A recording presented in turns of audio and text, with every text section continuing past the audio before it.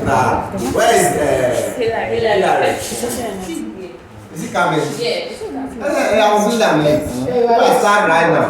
I am asking a question that Okay. And because you came today before me, yesterday you were late. Okay. Yesterday why you are late? I can see you for being late yesterday. you didn't ask. I can see you for being late yesterday. You didn't ask.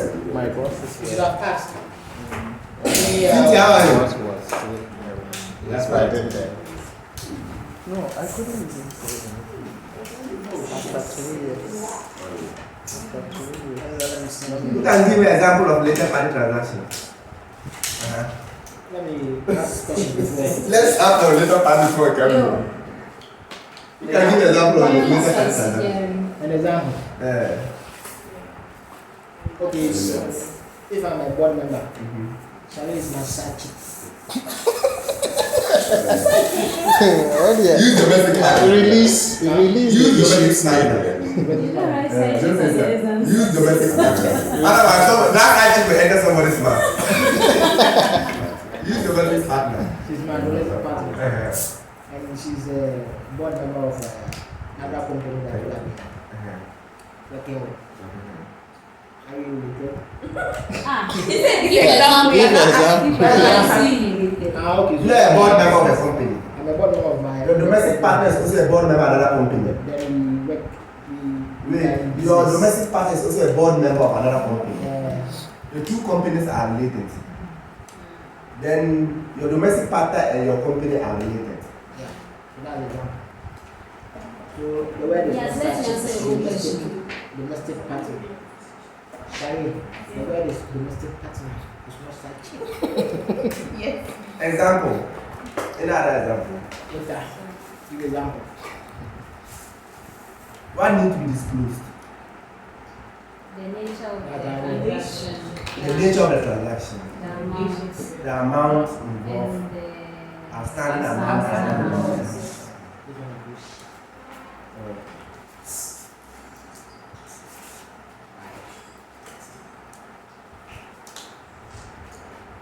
Is there any exemption to IS 20? Yes. Government. When a government or government agent or government entity transacts or have relation with the government, even though they are related, there is exemption. What are the importance of Why do we disclose later party transactions?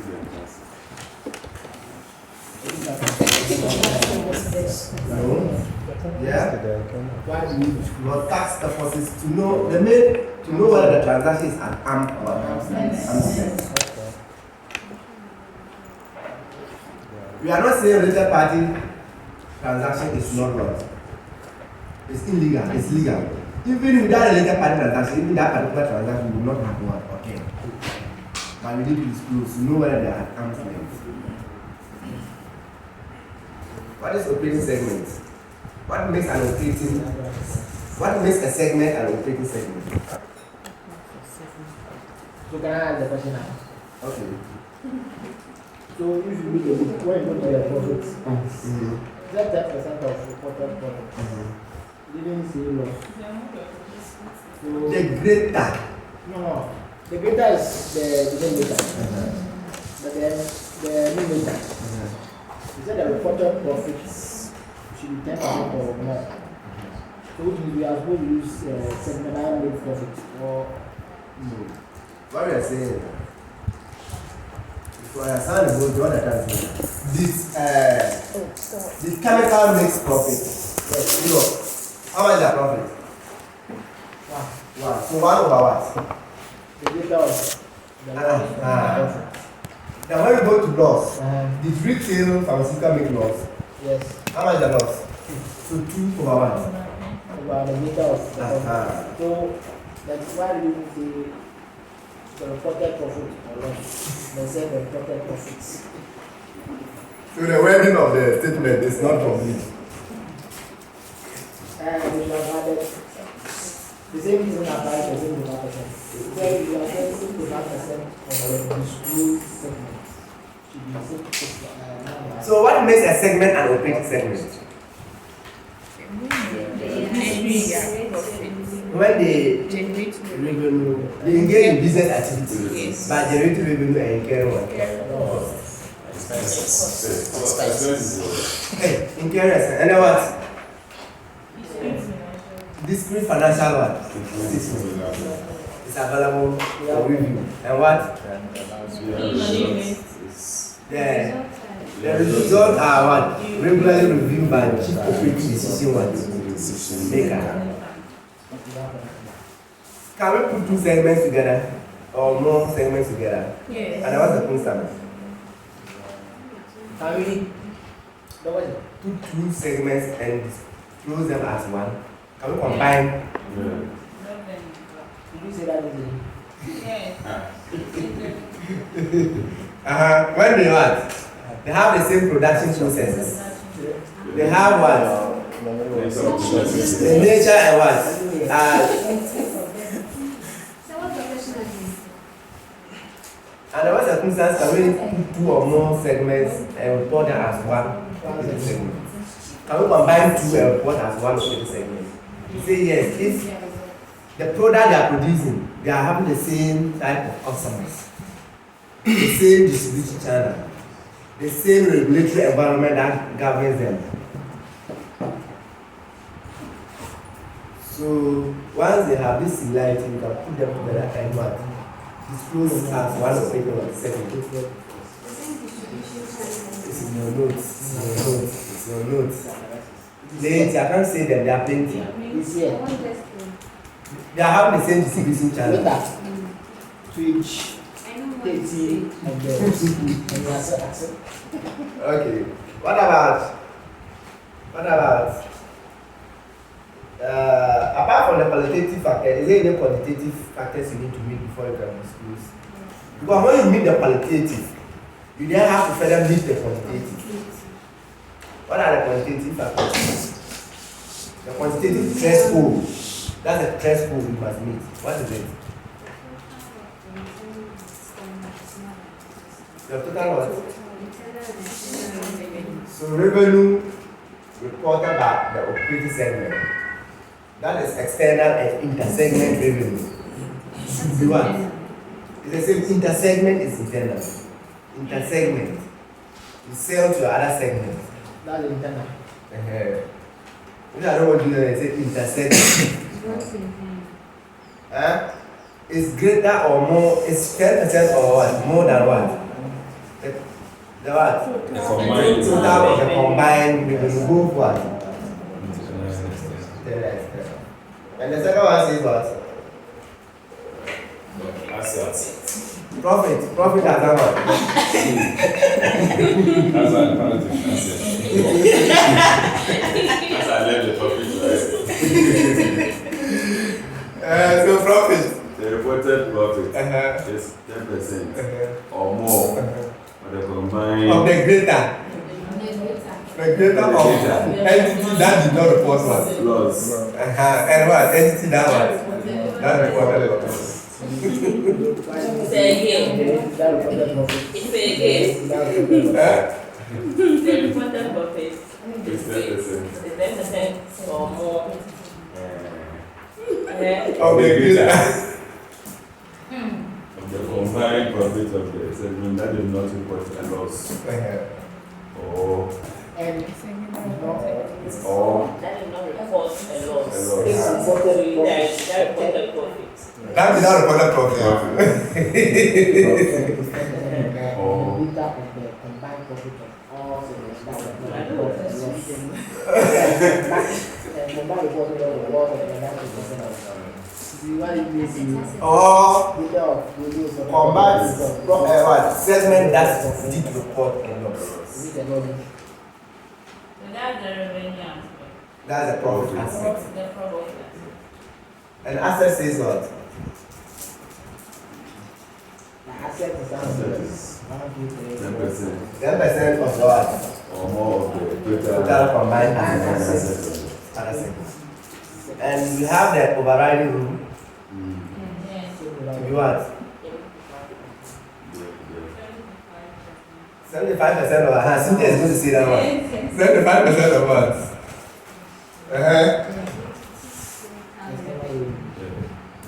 external revenue of entity that what? That was was reported as a segment. that covers report as a segment, right? Yeah. Their revenue should be more than 75% of the combined revenue, both internal and external. So that means that we should at least report 75% of our external what? External, internal. Only our external. Okay. So, We should report only 75, more than 75% of our external revenue. how do you feel about it? I'm just letting you recap. How do you answer the question? How do you answer the question? This one. That's it. So you copy this one, put the data, then you copy, write this one. You see, I think if you want to get it, if the question is so much like this, if you don't do this way and you want to just start writing, you will confuse yourself. You have to do this. But if you do it this way, you can easily comment on this. Can't you say that? Can't you say that? Chemical rest of the world, pharmaceutical wholesale, hair care, and body care qualify for what? To be reported as operating segment because After doing this, yes, this way you can easily pick it out and summarize. Then you explain why the others are not qualified. I've put you as secretary, it's also very important. You know, remember it's a disclosure standard. And you explain why they are not also qualified. And you go ahead with the overriding rule. If you have disclosed more, you're just saying it.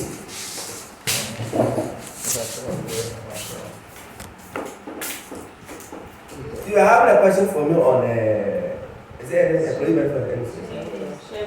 Share-based payment.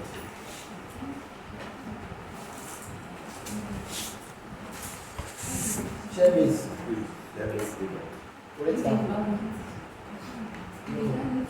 You have share-based payment last sitting. No. You have employee benefit last sitting. No. What of this? Yes. What of revenue? Yes. Please, yes. I don't know. Non-current asset held for sale. Business one. No. So, non-current asset held for sale. What? Legal cash transaction. That's fine. It's a foreign exchange. And we are doing a foreign exchange today. Hey, you have some currency. Where you want currency? Just in case. Eh, Tell come. let's do Yes. currency.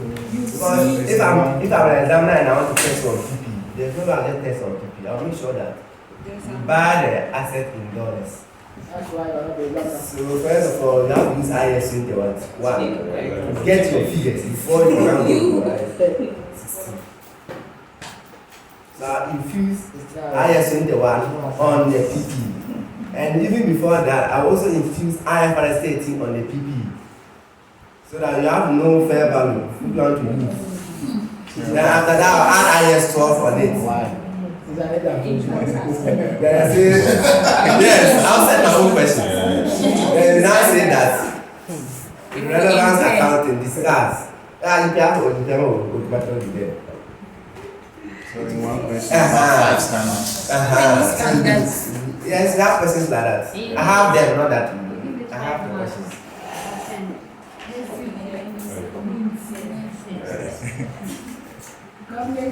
Yeah, in this case, we go accounting like it's prepared. How many times? Level 2. I'm only I'm level 4. I'm rather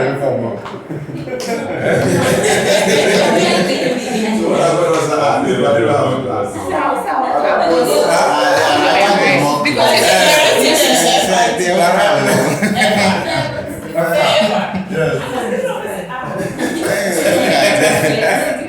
Because I'm more.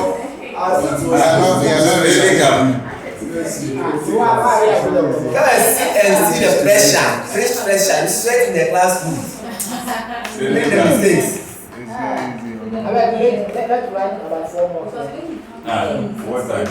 You don't have time. So you've not got a question yet? Okay. Are you screenshotting Yes, Charlie? my issue Why has is to that? do with the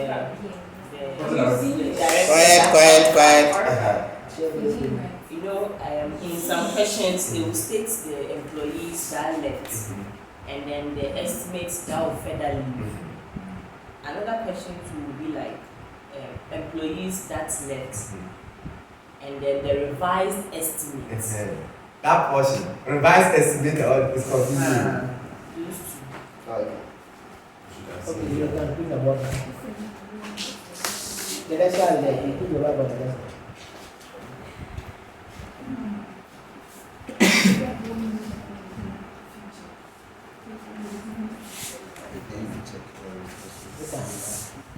You are not 15 plus.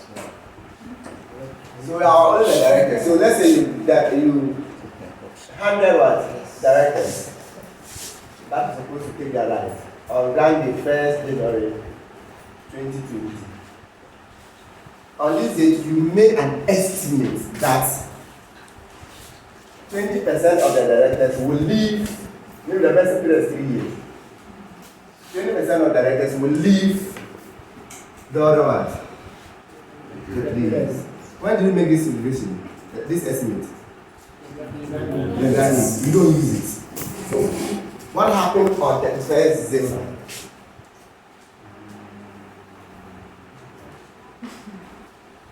If they say that the estimate have not changed, That's what you mean. that means that you have to use what, the 20. That means 20 will not qualify. But if the estimate has now revised to 15, you have to use the 15. But what if that say at the grand date or at the end of the period they stated the employees that left plus the revised estimate? Now, that means that meanwhile, 5 employees was left, and the revised estimate is now what? 15. Remember, this estimate is for how many years? 3 years. So that means that 5 will inclusive or not? So just take only what? 15. That will be 50% or what? That will be 15. So you take the 15. Because this is estimate for the whole year. You are not getting it. I think when you then What was this employee? employees. Share-based payment. Hey, I said share-based. Share-based payment. That one you want. That's why. Where is asking is somewhere deep into the deep in the sand. I don't know where to understand. So you see, but if the question has said that 5 left, but everything that estimate that 15% will leave from year 1. That will have to be the 15 plus 1.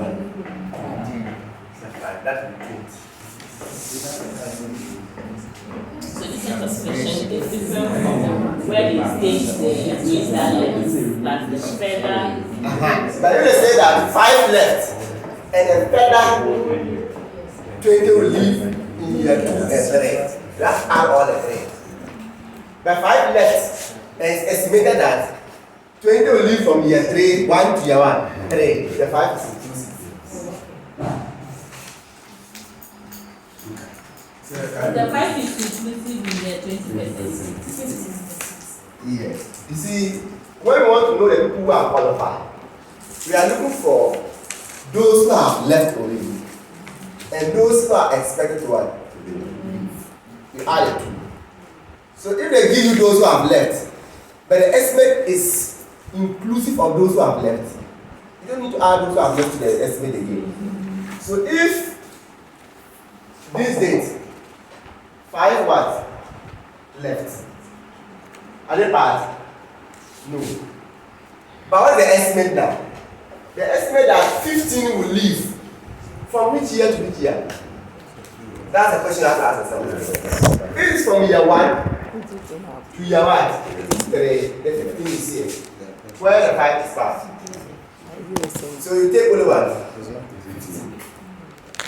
But the further leavers, let's say the moment they say further leave, after the 5 lengths, 15 is expected to what? Further leave. So you're looking at what? 20.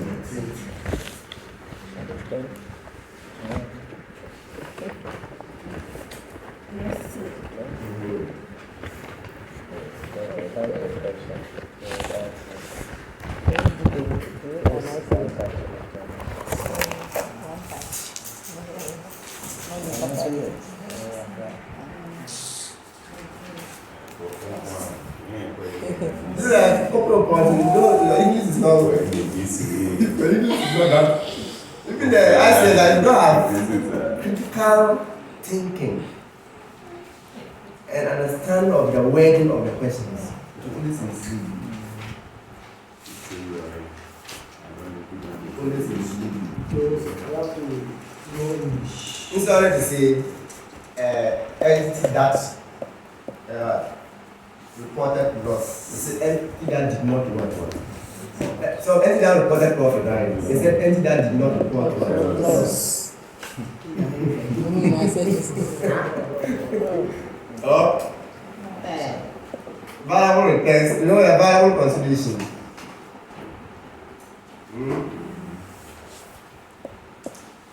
Okay. I just say one.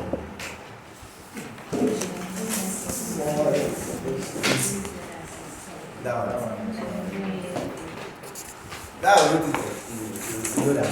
So you do ISA to one, you do IFRS 5. Just that's how you look at it. Standards, the small ones. Cover them.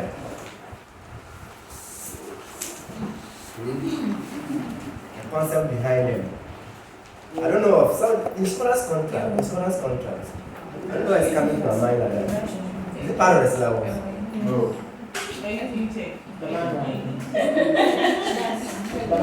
Okay, anyway, it's supposed to take effect last year. It's supposed to take effect last year. So that means that last year's statement should take effect of IFRS 17. So it will be in the new syllabus. IFRS 17. It's already there. You know, it was there as IFRS what? It was the insurance contract is there, but in a different standard. But now they are looking at the CS contributing something. So when you qualify, you have to keep on updating yourself. When the new standard comes, you have to go in. Then you have to know more. What is how to qualify? Huh? After we qualify, yes. You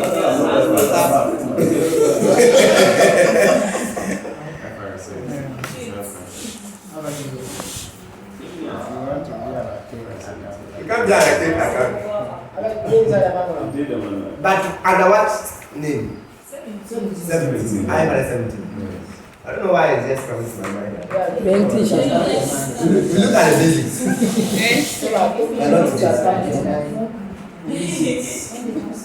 So, I have been to what? You have how many currencies you have in the world? 90. 90. Ghana we have 3. So this currency that we have, are you not supposed to sell goods to anyone in the country, in the world? You are supposed, right? You can do transactions to anyone in the world. At what currency unit? Are you going to sell in cities or are you going to sell in that particular country or what? Okay?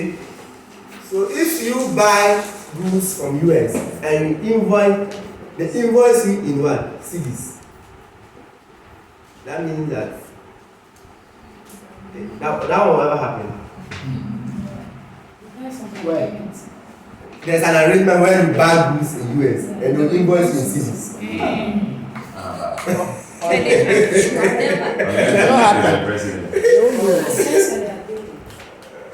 That agreement will happen. No, they won't do it. They will prefer to invoice in their home what country. It's okay.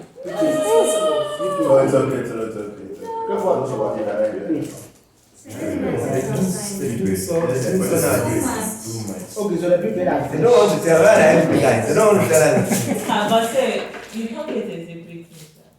I don't know. I'm working on it, don't worry, I'm working on Because you get one. But these people at the back here, I don't know what they are using inside their rooms. The church, the students. So get our own. Should I use my power bank? So what we are saying is that in doing this transaction, as an accountant, you cannot always buy and sell in Ghana. Okay? So that means that you have to what? You have to do what? You can also buy outside. So if you are buying outside from a different currency, don't you need to exchange it to your local currency? Yes. What is the name given to that? What is the rate? The rate that we're going to use to exchange is called what? The exchange rate. The exchange rate is the rate between what? Two currencies. That's the meaning of exchange rate. Let me check the Okay. So don't worry, let's continue. I don't think it's easy. That's a general mind. It was natural. Jenny, please off the lighting. Why? It's Oh, that's all right. Show it. So like this. So you know what exchange rate is? Yeah. Today, that we are doing the transaction, what is the rate ruling today? Is the spot what? Then, what is a foreign currency?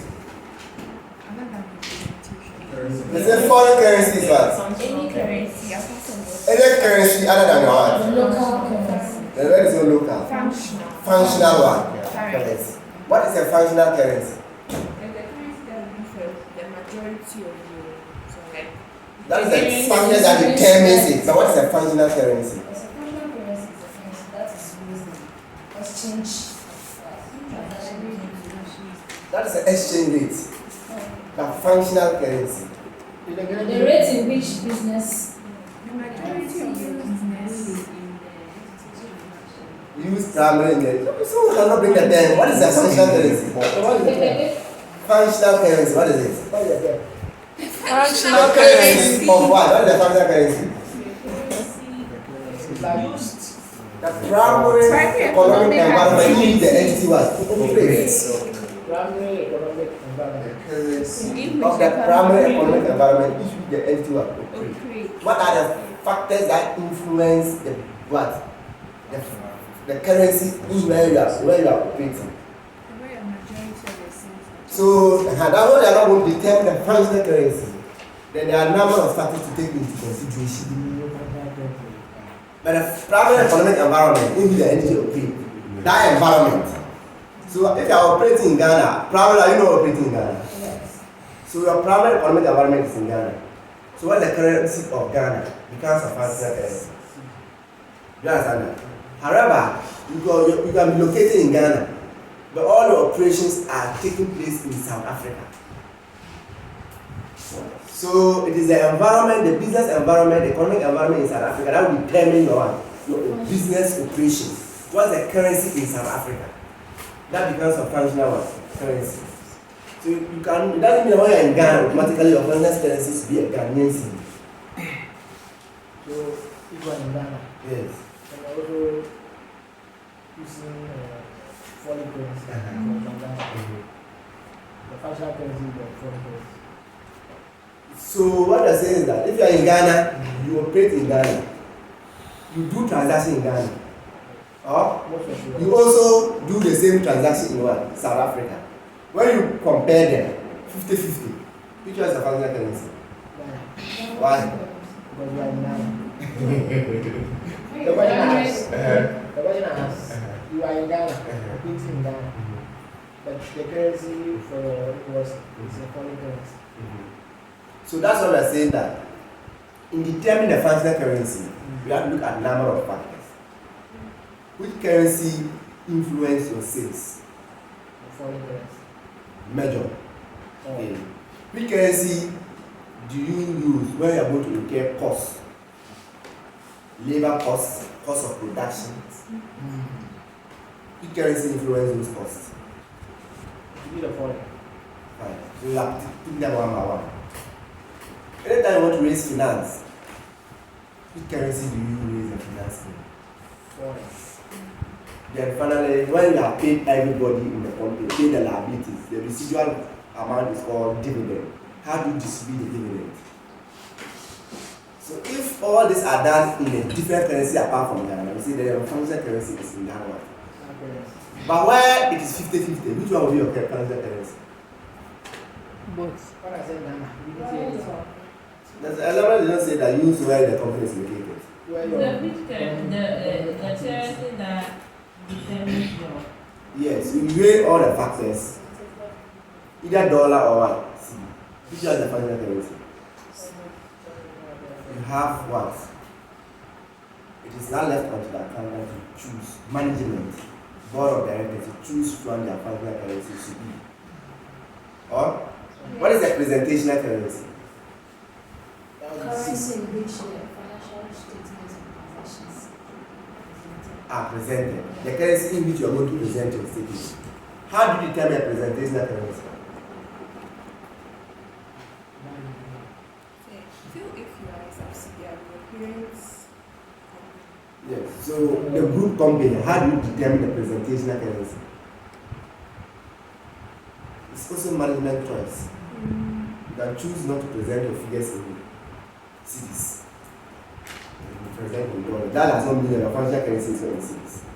and how do you pay the tax? So you present the city, if they come, you do the conversion. If you can. And the tax authority come. Because I'm preparing, remember, we are not preparing the accounts for tax authority. You are not preparing the accounts for any other stakeholder. You know, the standard, they've changed the conceptual framework to say the accounts are prepared for what? 3 people. Who are they? Providers of what? Finance. They use some terms be potential providers of finance. So it's primarily for investors and potential investors, not employees, not management, not first they say what are the stakeholders? No. Those are part of primarily we are preparing for what these people. So government is just one of them. So who are your? So if you have a company where 90% of the company the funds are being given to you by what? A foreign what? Maybe somebody in the US owes 90% of the business in Ghana. Who are you reporting to? It's not that shareholder. So why don't you present the figures in what? In dollars. See, so it's a choice. Okay. Now, how do you do the exchange rate?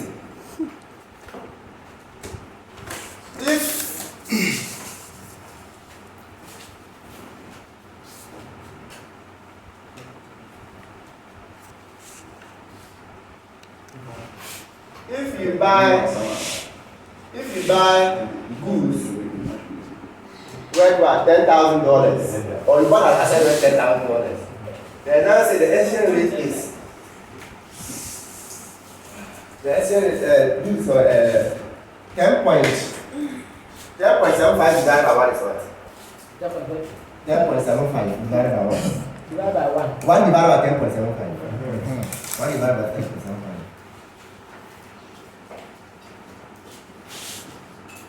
Say 0.093. 0.93. Okay. So the exchange rate is that this is the exchange rate given to you. It means CD value $1.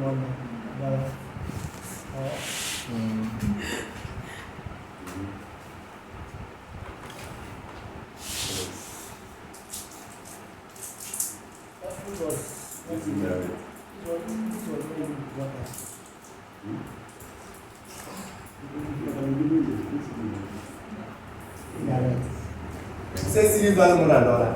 Is that what it means? Yes. This one is this. One This is one relative. the CD is greater The than city is higher. higher You than need the more dollar. of cities to that's this. Yes. So which one is higher? The USD is higher than them. Yeah. Yeah. One is 0.9. So what I'm saying is that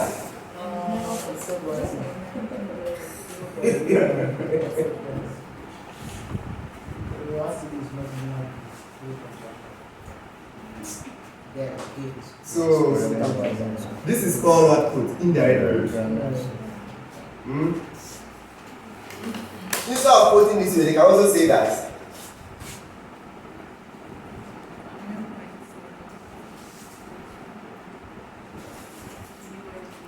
it's the same. So in the first instance, what is the CD equivalent?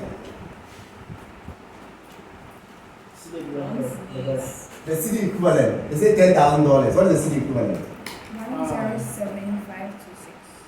Huh? 107. So the $10,000. Yes. Yes. 107,526. That is CD equivalent. What of here? What is the CD equivalent? Same, right? Because I think there was some points left here. So here, when you divide, what of here, when you divide?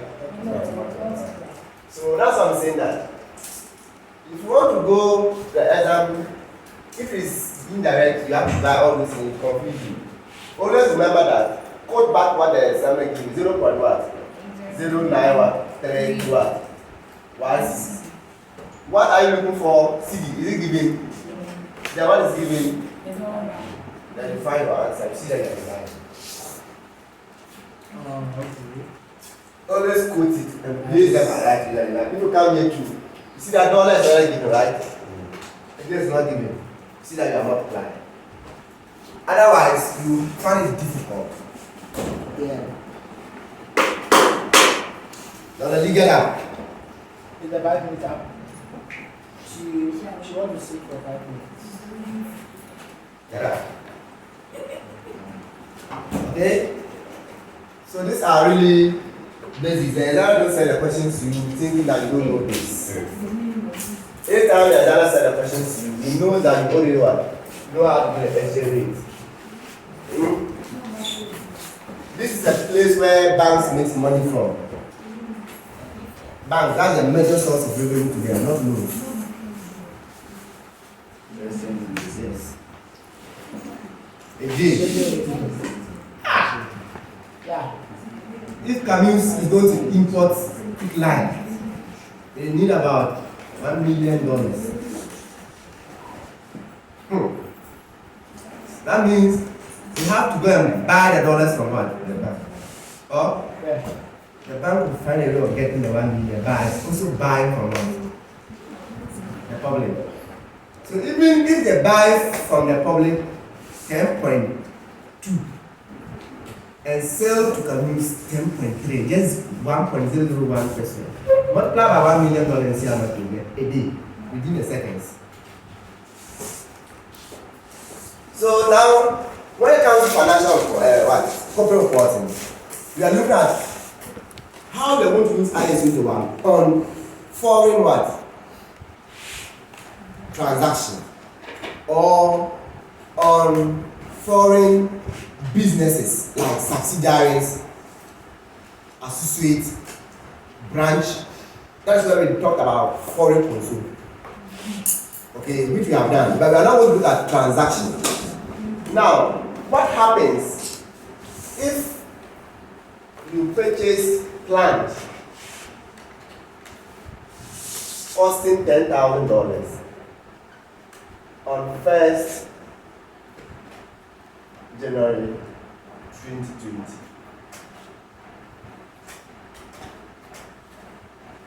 Let me make it 1st September 2020. Then you are supposed to on credit. When I say plan, purchase on credit.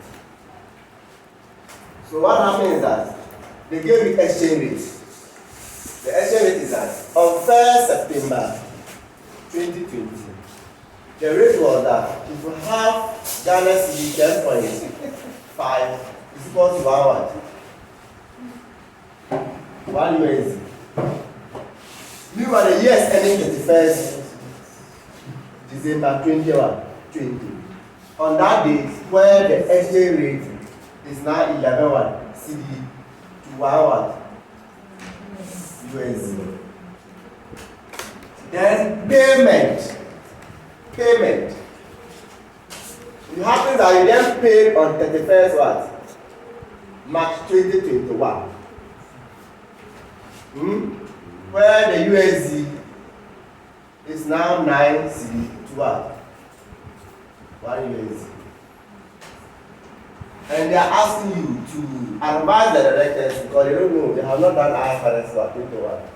How to account for this transaction in their books up to 31st March 2021.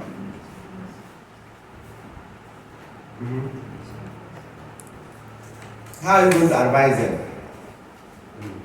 5 marks. This is not 5 marks. 5 marks.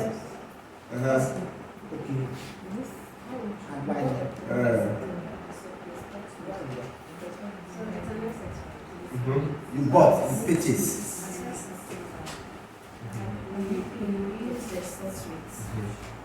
Is that your advice? You can't hear you. You started by talking without telling us what the standard is. This is accounting in reference to IAS 21.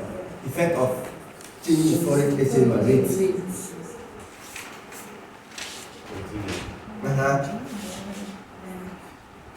So at the date of transaction, we record in our books the assets using the spot rate. So the transaction should be initially recorded at the spot rate. And the rate rule on that date was what? Therefore, we should debit the PPE rate and credit what? Payout.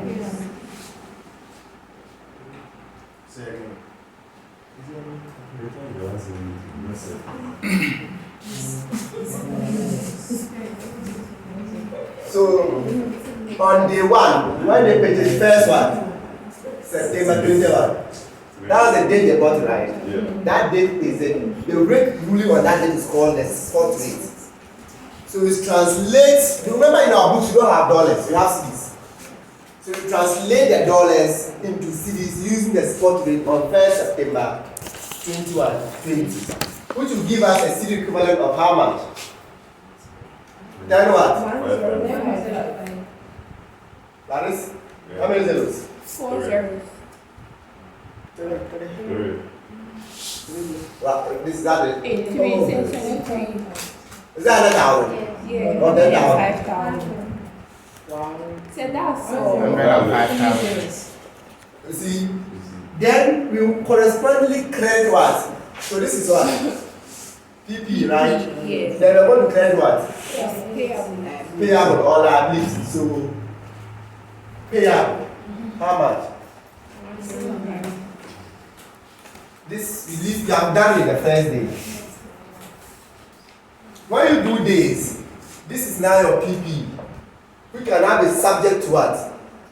Depreciation. And what? Debit. So I now say that at the end of the year, the company used what? Assume this was a non-financial asset. The company used what? Revaluation model. Where market participants are saying that there is an alternative use for the building. And also give a figure. You know where we are leading to? Yeah. States. Then what will you say again? Madam, you are sleeping. Madam. Almighty. I'm not doing your work. Sorry, boss. Oh, you need I'm coffee. sitting there and you. Coffee can open wine. If you need coffee, take coffee. She's tired. Me, I didn't even sleep yesterday night. I see your eyes.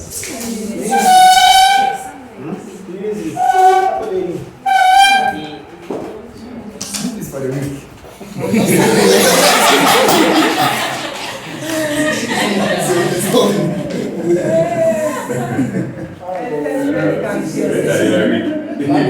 Okay, so this is what we do in day 1. At the year end, want to prepare your statement. Have you paid the debt? No. So that means that how is going to how are you going to put the payable in your books as like this is going to be 10,500? And then But we have to translate it again using the rate ruling at that day. Yeah. Yes. So this is now called, we are closing your books on the first one, December. This is called closing rate. So we have to translate again using the closing one. Right. So what do you think will be our new payable? 110,000. One and what? 10. 10,000. Meanwhile, we are only having what? 105. 105. So we need to add 5,000 to it to make 101. 10. So we come here and say that. And the difference is right off to pure L. So see, what we are saying here is that you are supposed to pay how much? 105,000. When you bought the asset. But you didn't pay. The year has ended. The exchange rate has changed. And the total figure you're supposed to pay is this. I'm saying that if you are to pay on December, you are paying a difference of how much? It's a loss to you. Because the exchange rate has caused you to pay more. So we call our exchange loss. So exchange what? Loss is how much? You debit your exchange loss. Then what? Payable is what? 5,000. So your payable is now 110,000. This is what will happen at the end of the year. You have closed your books. So you show 5,000 as what? Exchange loss. It goes to P or L. Is it always supposed to be in the PL? Yes. Always. This is not translation gain. Translation. If you are translating subsidiary, that gain you take to other comprehensive income. But this is transactional. You understand? So exchange gain or loss goes where? Okay. Then you finally pay when? 31st what? March 2021. How much are you paying? Are you going to pay the 110 or you pay what? 90. You pay 90,000. But how much is in your books? 110. So if I want to make the picture clear, let's say half payout. You know, you brought 1st September, you brought what? 101, 5,000. Then 31st December, you carry additional what? So it means that after the year end, balance BDL was what? Then 31st March, you are coming to pay. Okay? If you are coming to pay, if you have your bank here, you must what? Credit or bank? Or say I'm paying my liability, payable. You are going to pay the $10,000. At which day the rate was now what? So you are going to debit credit with what? Meanwhile, what is happening here? So it's coming here, right? Yes. So bank. 90 what? 1,000. Only balance. The difference is how much? 10,000. 20,000. So you are saying that you then say P or L. How much? 20,000. This is not a gain. And the gain goes where? So I will say that before we really pay, let's look at our gain. So we say that payable. You bring 20,000 here. Reduce what? Reduce what? The 110 to 90,000. Then you write off what? The 20 to where? POL. Or now you have 90,000 there. Then you cannot come and say that. And say what? You debit, you credit bank and debit what? Payable. So you cannot say that payable. How much? 90,000. Then what? Bank, how much? Then you close the transaction. So exchange gain and what? Losses.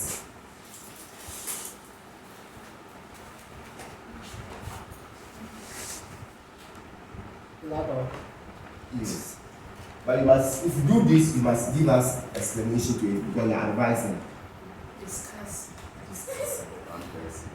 Say discuss. I was discussing what I was writing. So like you write this thing. Yes. Okay. So why you need to make the payment before the balance? Everything is done on one day. You see that when you are did the payment before that, but everything is done. Whatever you discuss is still the same. But another circumstance, you not go translate it to know the amount before you pay. You understand? So in translation, you get a gain. Right up your then the balance you pay off.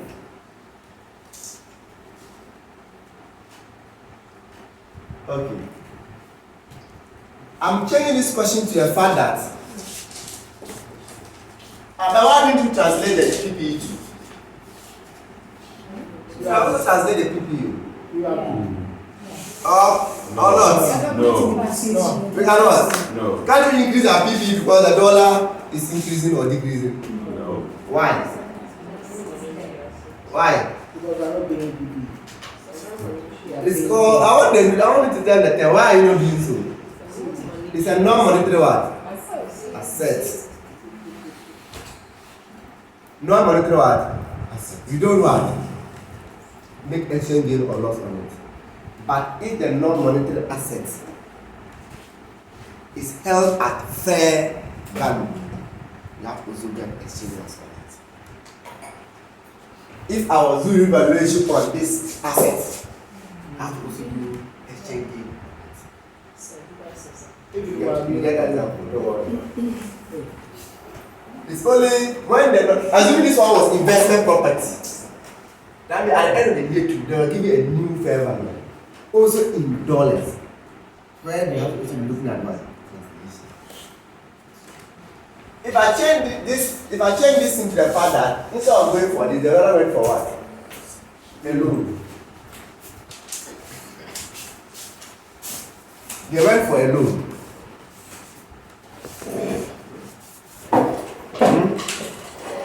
They went for what? A loan.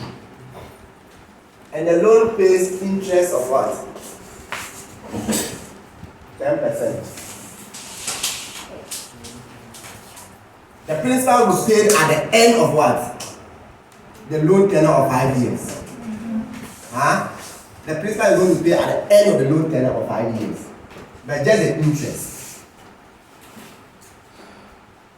So day one, we translate the loan into your books. By debiting what? By debiting bank and what? Bank, which is how much? 100 or what? And credit what? The loan amount of what? So you book the loan at what? 105. But you see that this rate given is not time for payment. You cannot translate the loan because you are not paying it. But however, at the end of the year, you have to translate what? The loan in your books. Or when translate the loan in your books. Assuming that the loan was used to purchase a qualifying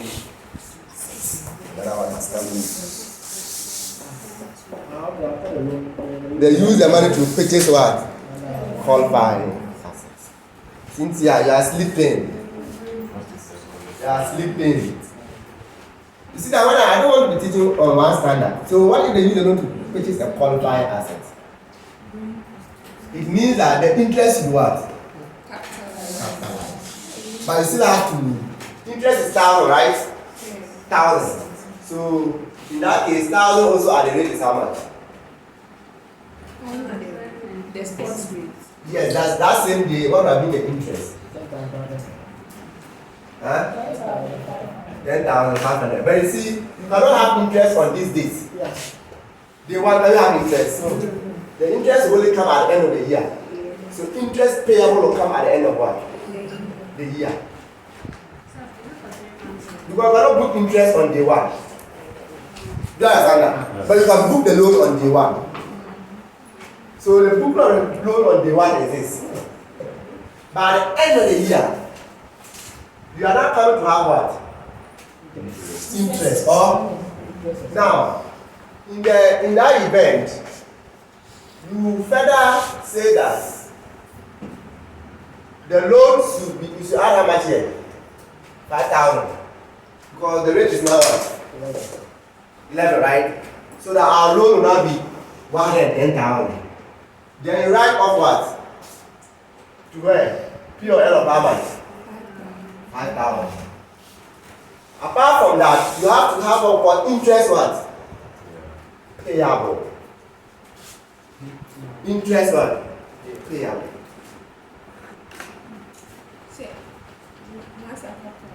So now, interest payable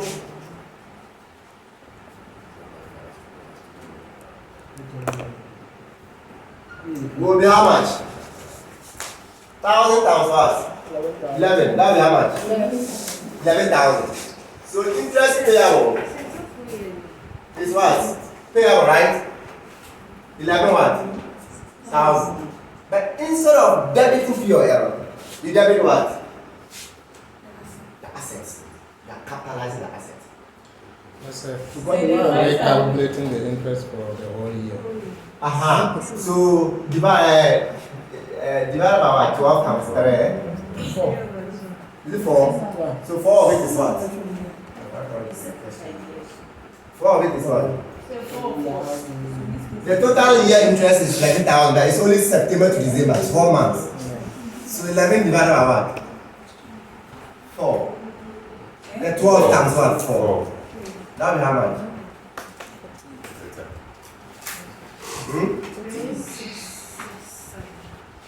3, 6, 6 what? 7. The loan that you booked on the day you got was what? By the year end, are you not close your books? The exchange rate is now what? So 11 will give you 110. So you have 110 payable, or so you credit the payable, the loan with another one, 5,000 to increase 110 and write the 5,000 to where? But on the year end too, you have to have interest payable. Or when we say that 12 months of the 4 months of it is 367, right? So if the loan was used for what? Qualifying assets, you cannot what? Write off to POL. You have to do what? If the loan was not used for a qualifying asset, you write this into what? Your POL as finance what? Cost. The principal are still there. So I've seen a question where you are doing impairment, but the figures are in what? You are doing borrowing cost, but the figures are in what? Foreign currency.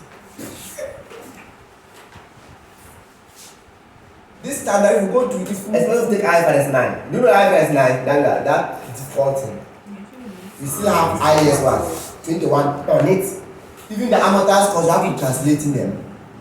It's in your manual. Financial instrument. Because you invested in what? In dollars, or you took the loan in dollars. It's not financial asset or financial liability.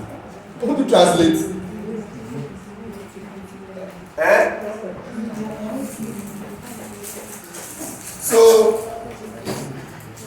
So the interest here is what? Let's capitalize, right? Yes. And then so we are capitalized what? 50. It's IS what? 23.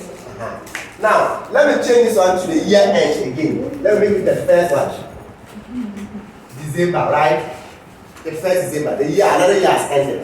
I want to see how you understand the further classification. Now, if the year end again,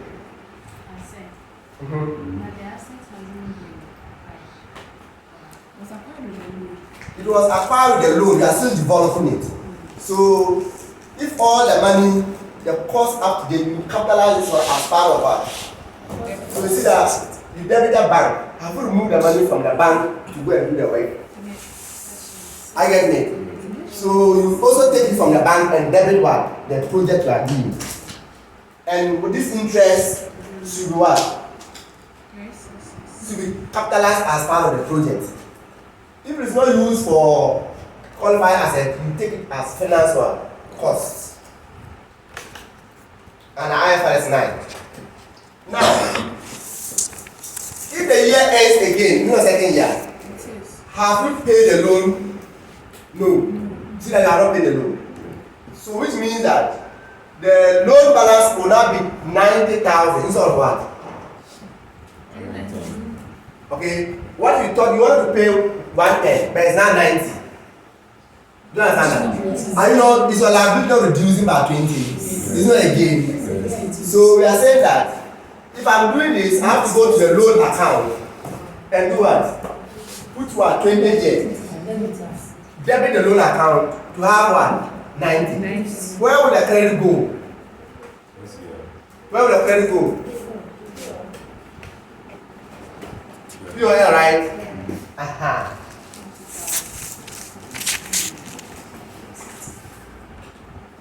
Okay?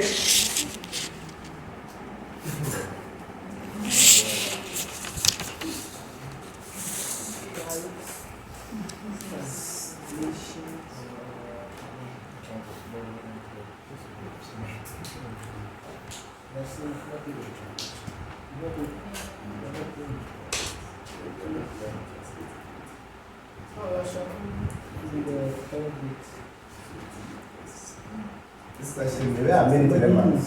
Now, won't you also, at the end of the year, won't you also pay interest? You will, right? So what is the interest you have paid at the beginning of the year? Would have been how much? At the end of the year. So the interest will be capitalized, right? Huh? So I'm going to have payable. How much? 11,000. 9,000. I'll further add 11,000 to it. So at the 20 bonus price. The loan is not 90,000. At the close of the year. We've done this. So it's 1,000. It's not 1,000. So 1,000 times what? 9,000. Yes. 90,000. 9,000.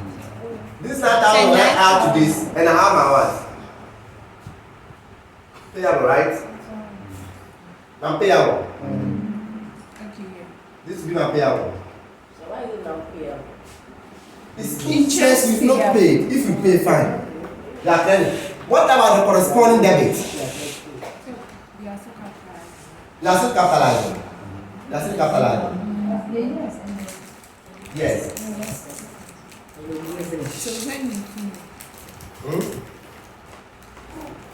We are still capitalizing. So, how much are we capitalizing? All the 9,000.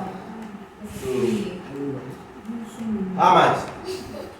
9,000. Or at the beginning of the year. At the beginning of the year, I'm just trying to arrive at something. At the beginning of the year, how much would have been 1,000? At the At the beginning of the year. beginning, that be 500. The The interest. Yeah, interest. How much would have been the interest? 11,000. 367. The 1,000 reported at the beginning of the year would have been 11 what? 11,000. At the end of the year is how much? 9,000. 9,000. 9,000. Well, the rate was 11. 900. The rate was 11. We did 4 months. We are just looking at the interest. If you were translate the 1,000 you are paying now, at the beginning of the year, how much would have been it? 11,000. At the end of the year is what? 9,000. Can you say there's movement in the what? Excellent. The exchange rate, the interest component. So what I'm trying to achieve here, anytime you have a borrowing cost, you should capitalize what? Borrowing cost is to capitalize the what? The interest. The loans will capitalize it. No. What if there's exchange loss on the loan? So Should you write to POL or should you also capitalize it?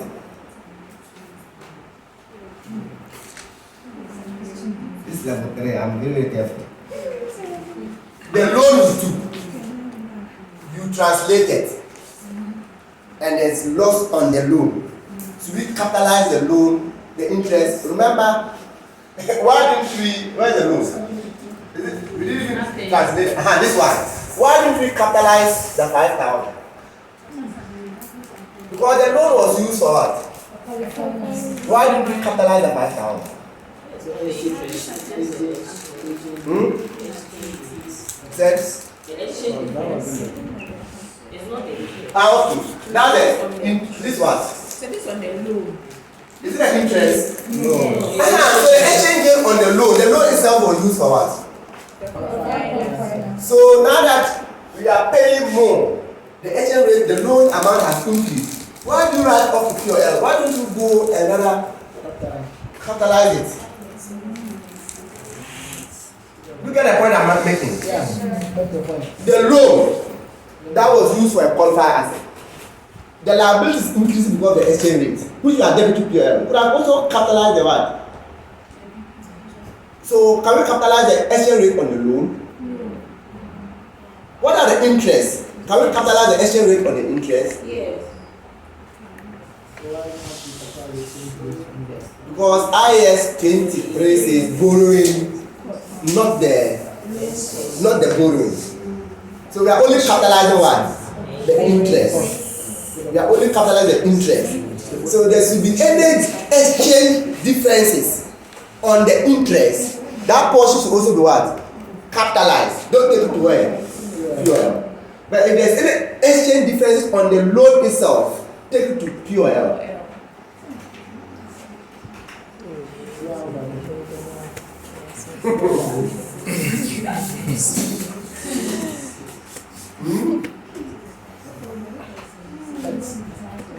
I was trying to achieve that purpose, but because the 6 months inside there, the 4 months inside. The concept I'm explaining here is that interest adjustment on the loan should be taken to POL. But any adjustment on the interest itself we are capitalizing should be what? Also be capitalized. Borrowing cost, IAS 23.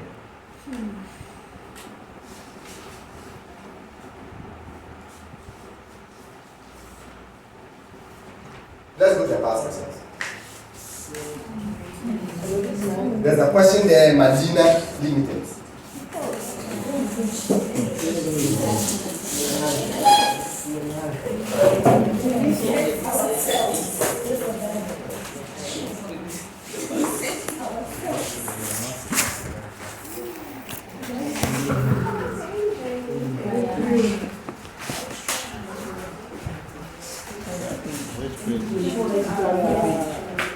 By your book.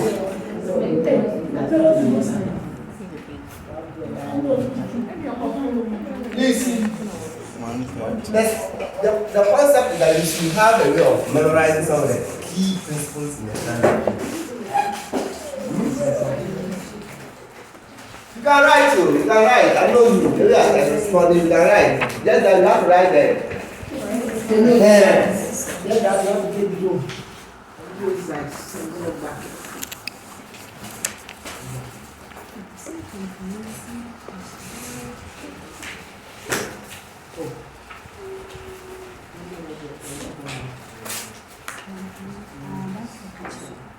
So you go for break and come back here. Yes, sir. Right now. No. Not that. Go for break. For break.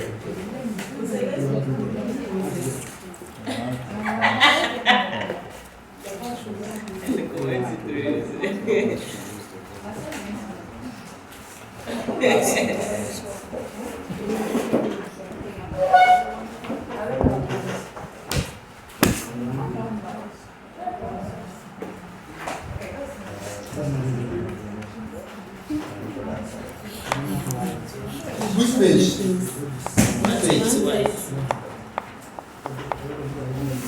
One test. Old people, 121. New people.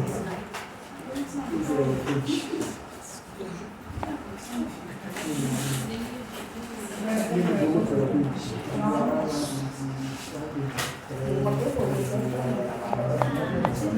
it came March 2023. It came March 2023. Okay, let's start from there. Let's just start from March 2023. Let's go what is in March. How many marks? Oh, 5 marks. March 2023. Yes. You don't have it there. Let me screenshot it.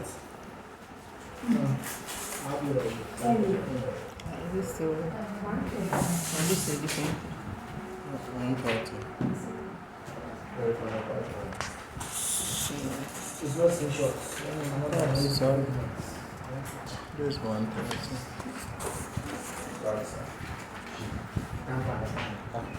But it's like yours is different. I say, the book in yours.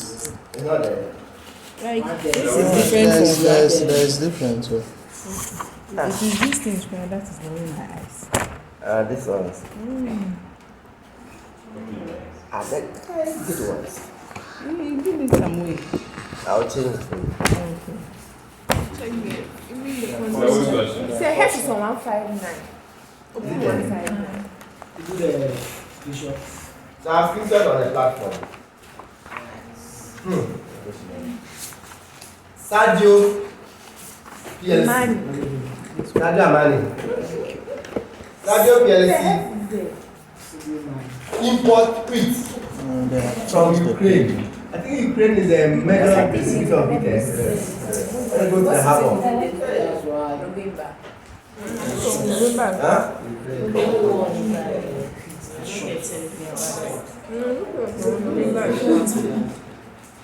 So, import wheat from Ukraine for wholesale distribution to local grocery shops in Ghana. It prepares a financial statement 31st October each year. Sadio purchased goods for 7.2 million watt. That's what euros. Cash. And the exchange rate was what?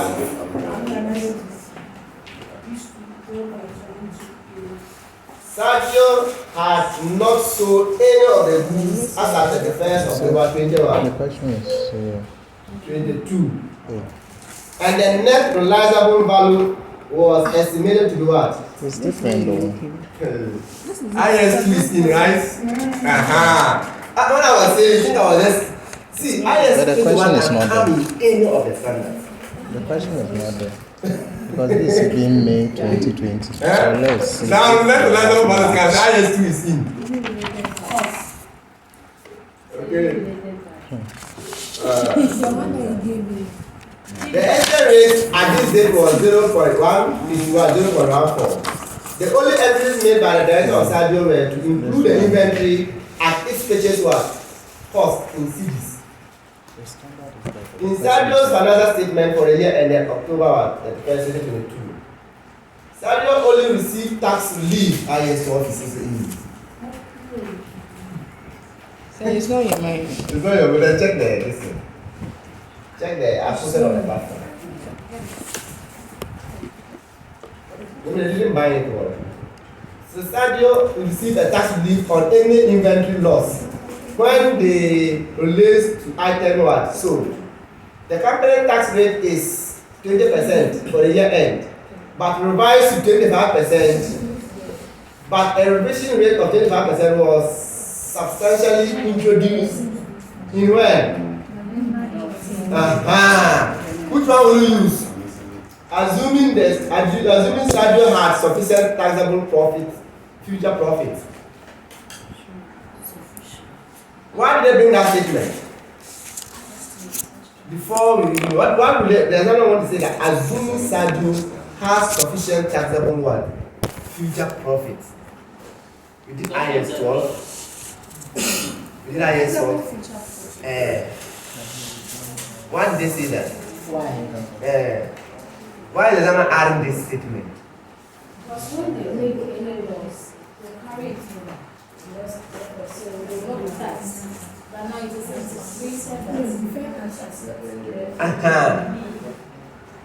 We only recognize deferred tax assets if you have one. You estimate our cash flows projection. will lead us having enough future profit to recover the tax asset. Or, so if you don't have enough future cash projection to recover the tax profit, the tax asset, even though it's a tax asset, you cannot recognize it. So this statement is telling us that in case there's a tax asset, we should do what? We should what? Recognize the tax assets. Deferred tax asset. But you see, when they put the whole thing, and they just said what? Recommend. With brief what? The correct? You are recommending, so let's start recommending. How do you do it? Huh? The recommendation for dealing with the above scenario is that you have to apply IAS 2, IAS 12, and IAS 21. Mention them. Inventory, borrowing, income tax, and then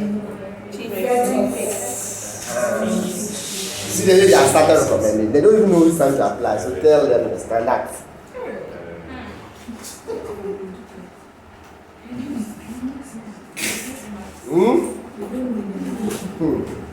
Then, now that you have done that, would you initially recognize the inventory even in the first place? By using what? The spot what? Rate. Tell us the CD equivalent. And what accounts be entered. We are debiting what and crediting what? Say it. So what is the equivalent in CDs? Looking at the question, what is the CD equivalent? 7.2.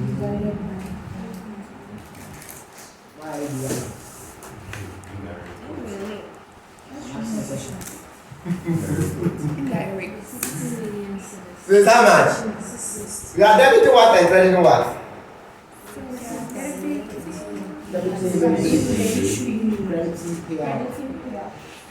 So we are debiting inventory and crediting what? I can't credit payable because the question said they did what?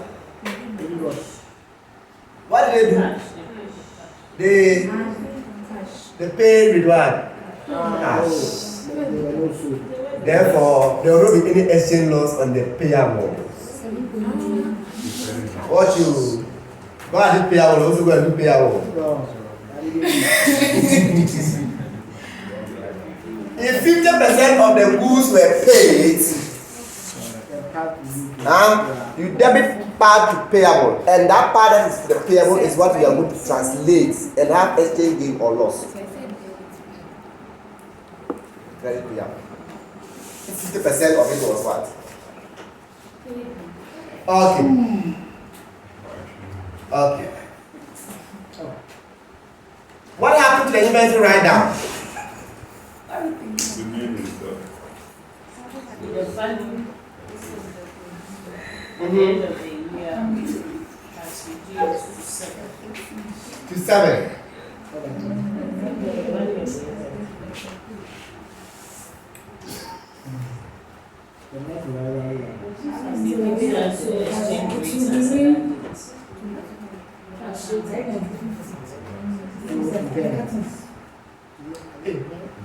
You don't impair inventory. write it down. Write it down. Obi are catching the pizza.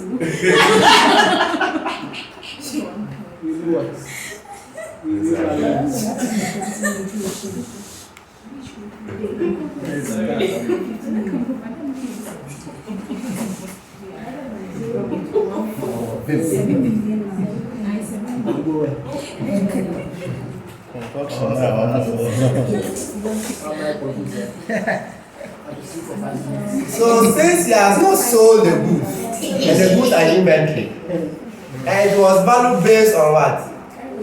The exchange rate of what? 7.2, right?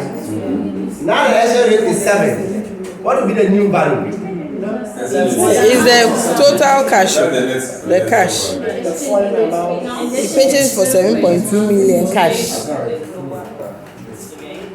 Okay, so if we change it, what will we get? 50. So the inventory is now be what? 50. Oh, so what happened? What entry can you pass? There's a loss.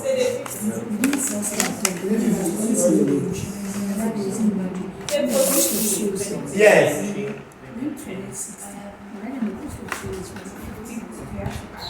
Are we going to reduce inventory? I'm sure. How will inventory change when inventory is a non-monetary item? Or is monetary? You sell, you get money. We're not changing the The value next The statement is. The net value. The net revenue by the settlement is estimated to be something million. So that's why we are reducing the inventory because the net value. That's why you get the other question. It's not because of the interest. So we are going to do the inventory to what? 50. And write the difference to our what? Or pure. Or cost of sales. But it's better you take it straight to cost of sales, the inventory cost of sales. So you are going to increase your what? Cost of sales or decrease your cost of sales? Yeah. The cost of sales. If you increase the cost of sales, what happens to profit? Come down. Then let's look at what ISO is also saying. What is ISO saying? You always compare current amount to what? Tax base. What do you think will be the tax base on the inventory?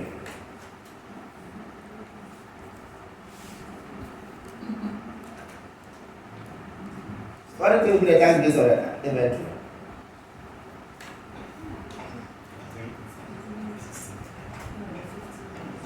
Because our current amount is now 50. But what will be the tax base? The 60, or where there is differences of what? Is it taxable or deductible?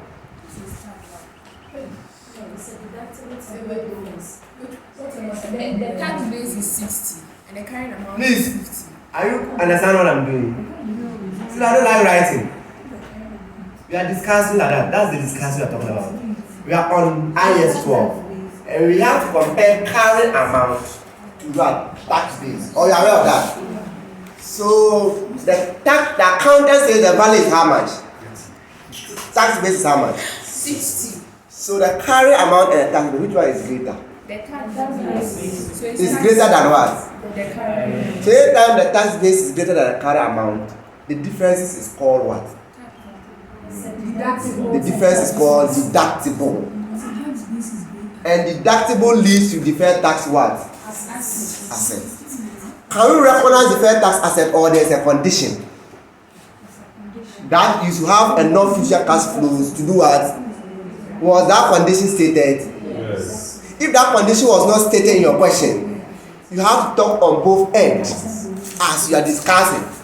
The deferred tax can be recognized if the company have enough future what? Profit to recover it. Otherwise, you cannot also recognize it. That is the discussion. From IS 21, we are down in IS 12, we are there in IS 2. You have to understand the principles. We do income tax again. When the current amount is greater than the tax base, it's called what?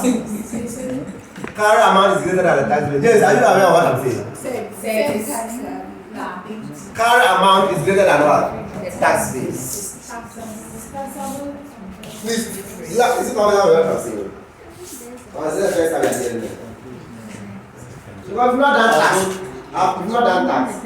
You see, that's what level 3 is very difficult for. All this has been taught in the So you're saying very, very good. in the sense that teaching here is very difficult because you want to bring all what is there in the teaching again. Look at the things going on. And you can't go back. When you say you go back, you say it in the class, but you don't even go back. Even what is done there, you are not even going back.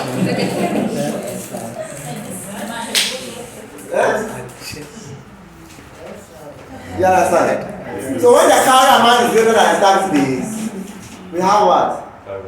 Taxable what? Temporary differences. And I'm saying this is the examiner is looking for the technical areas. And I said, if you do business valuation and you have a goodwill, carry amount is there. Tax base is nil. The temporary difference that arises, should we calculate deferred tax on goodwill at initial recognition? Did I bring that question on board? Or you forgot? Yes. I mean, what was the conclusion? Dominic, you had advice. What was the conclusion? And there was a reason why I brought that portion. I did not do that. We are doing goodwill. I said that you have that business valuation, you have goodwill. So the current amount of goodwill is 50. Tax man doesn't know goodwill, it's 0. So current amount is greater than tax base. So temporal one differences. Okay? This will lead to a liability. So you recognize the deferred tax liability on goodwill. What was the reason they gave?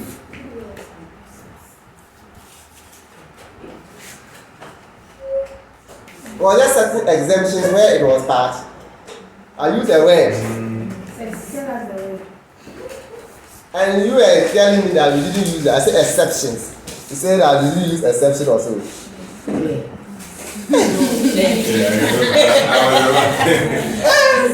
And you posted a question on the listen exceptions.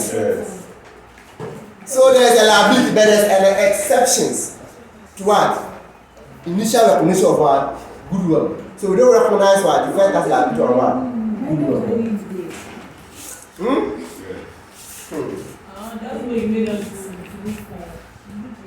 So you are saying we don't recognize deferred tax? On initial recognition of goodwill. Didn't we do that? It's even in the platform. Or? Yes. Some of us You were here. You were here. Eh?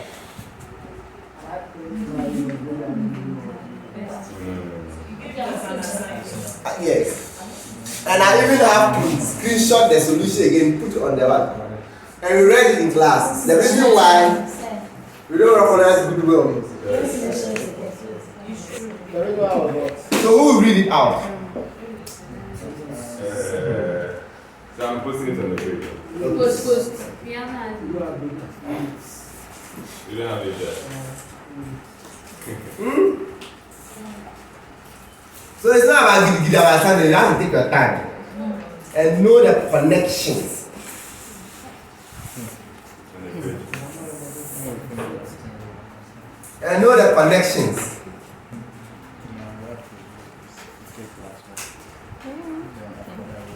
The general principle in IS1 is that deferred tax liability is recognized for taxable temporal differences. Or is it taxable? Yes. Generally, deferred tax liability is recognized for taxable what? Temporal one. Because carry amount is greater than what? Tax base. Okay? There are what? 3 exceptions. And I said, why did I say exceptions? You know, why did I say exceptions? This one is exceptions.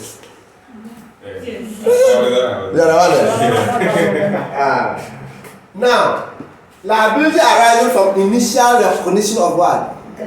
Goodwill is an exception to what? IS12.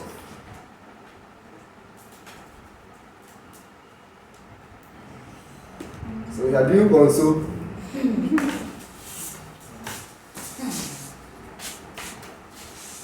Okay. So this was what we need to write around that question, again of arguments. The question you are solving. Now what again? I've told the standards how we're going to initially recognize the what? The inventory. How you're going to recognize the realizable what? And the deferred tax implication. Oh, you wonder what practice is going to do? But you indicated that the inventory should be recognized as spot rate. We didn't do anything about it.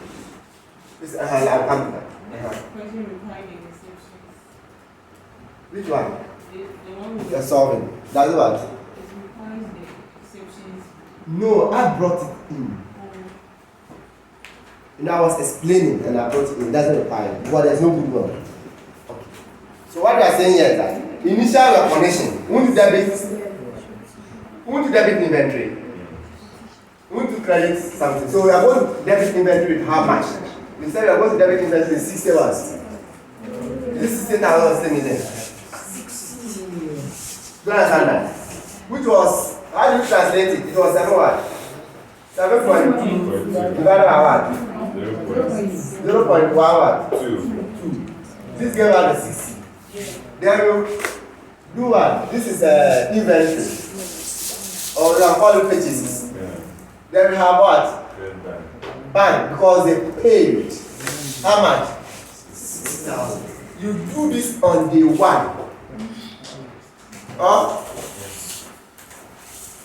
Even what you are doing here, you might not even do it. You can start writing by explaining what's calculating and writing along. Because you don't have time, you are discussing. The inventories will initially recognize on day 1 at 60. Then you put when you say when you do the 60 like this. Into bracket 7.2 over what? 0.1. And the corresponding credit, we have done that on day 1.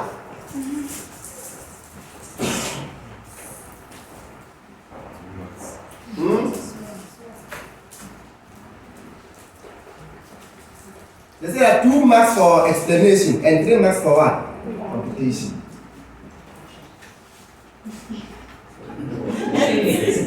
But computation is inside what I'm explaining.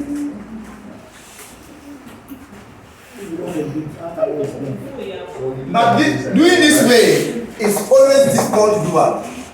Explain. That's our advice that don't do it this way. You cannot really what? Explain them.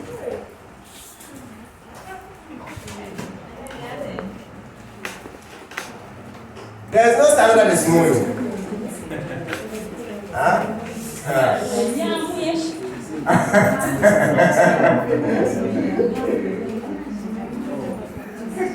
Let's continue. Let's continue. August 2022. No. The inventory, the net realizable value was 7. So, what amount are we doing? If you take the 7, divided by the rate on that date. Why is that? Not the 2. The 7.2 minus 7. That was. We are looking at just the net realizable value, not the exchange. If you look at they gave the exchange, if you do that, you have problem with, if you want to use only the 2. And you use the If you want to use only the 2, then you have to use the 2 at 0.1. Then also use the 2 at what? At what? 0.2, 0.1. The rate exchange rate was 0.1. 0.12. 1, 2. Is that right? Yeah. So if what you give is only the 2, use the 2 at 0.12 and 0.1. Why that one? 0.14. Why the one for 0.1. So what figure will be here? Let me tell you what figure will be here. But why 2 above? 0.2, the numerator. No. It was 7, right? 0.2. Now it's 7. Yes. You are saying that has reduced by what? 0.1. Okay. Okay. And not 2. So the 0.2 is a 0.2. Just take it. Just do it only on this one. 0.14. What will you get? 1.4. 1.4. What will you get? Closing The closing. What will you get? 1.4. So we're going to create the whole thing. So get the new value and the difference. Is that inventory right now? The new value. I'm looking at the written down amount. It's now 7. And that one is in euros or pounds. It's in euros. Euros. So the convention you use the 0.14. Yes, that's the day it was written down. So that comes to the first question you asked. Writing down the inventory because of the net realizable value or the exchange difference. Because the value was 7.2. Now it has come down to what? 7. Do you see that? Do you see that it's a non-monetary asset? And you see that the value is moving up and down. So you have to exchange it. But if it was that, it is still 7.2. It has not come written down. It's still 7.2. Just that the exchange rate has what? Reduced. It has not been the inventory. The difference will be whether they have paid or not. Do you understand that? So if they have not paid, that's where exchange gain or loss will affect. If they have paid, you can't do it, you will not do anything. So the problem is that if here was still what? So that means here will be divided by what? And here will be divided by what? 0.1. 1, 2, right? These differences is exchange what? From payable. Then you are paid. From day one. So it really come anywhere. They paid with banks, so there's no any exchanging. But our problem we have is not this is the same. This has what? Reduced.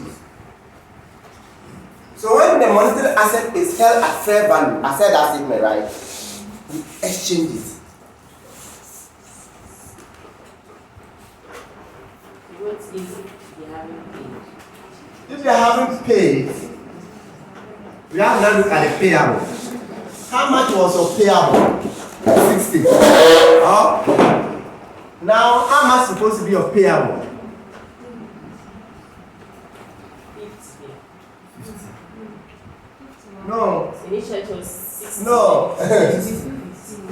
How much supposed to be your payable? You see, you cannot tell. The inventory is in your books. It is the inventory is now in your premises. That has reduced the 7.1. 7, right?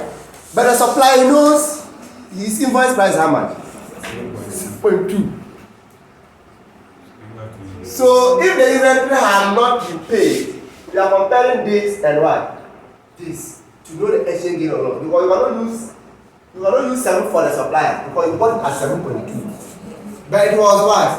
Written down by you in your what? Premises. So if you use 7, you will not get a writing. You have to use 7.12. You get where the question is going. So you want to reduce or this is to take care of the differences so that you pay off. And now you Look, use the 7. you have inventory rate what? 7.1. Where you use what rate? And how what? Is this inventory that has what? Reduced in value, right? Now the value is now what? Of which the rate is now what? So what's the new value? This is talking about in your books. How much is that? 50. So you have to reduce your what? By 10. And write the difference to POL. Assuming they have not paid this inventory, you have credit payable, right? Payable will have been how much? Will have been what? 60. At the end of the year, remember the payable is 7.2, right? Over 0.1. 1, 2, or at the beginning. Now this payable, the balance carried down is still a 7.1. 2. The supplier knows that he sold the goods to you at 7.2. Whether it is 7 in your books or 8 in your books, that's not his word. You have, if you are paying, you want to pay with 7.2. For that, then what is the rate? So we check the difference, and the difference goes to POL. So after you have paid and then the value reduces to 7 in your books, how will it? After you have what? Paid. So this is the payable portion, right? You want to write, so here, is it gain or loss? It's a gain. Yes. So you benefit your what? Your POL by taking the gain to POL and reduce this gain to 50 what? 1,400, right? And if you are paying on that day, you debit the account with 1.1, 1.4, and credit what? Bank. You will have the difference as a gain to POL. That's the payable portion. Now the non-monetary asset in your books is this portion. Payable is here, non-monetary asset is here. The non-monetary asset, we should have leave it at what? 60 forever. But since it is also falling in value, anytime non-monetary asset falls in value or increase in value, we have to calculate exchange gain and loss too. So if this was investment property and the fair value to what? 8, we do the same thing.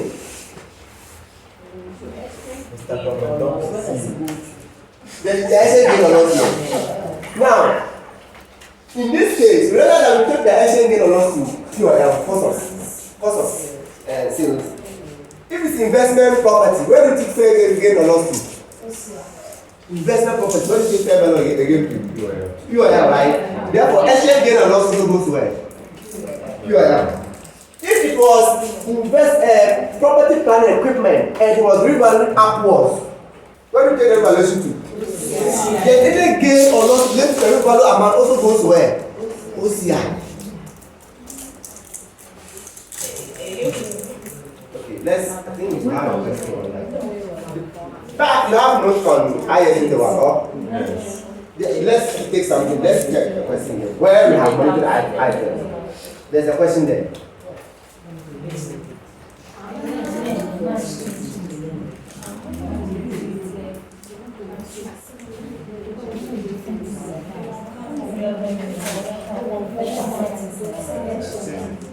Please open the note. You open the note. In fact, where is Linda?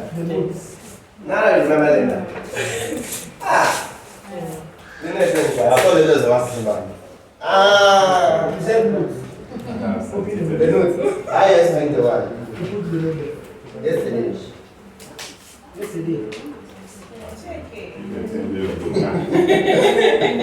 Oh, it's not there. Is it yesterday?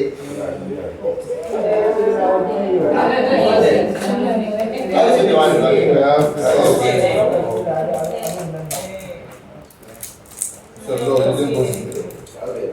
I only wrote there.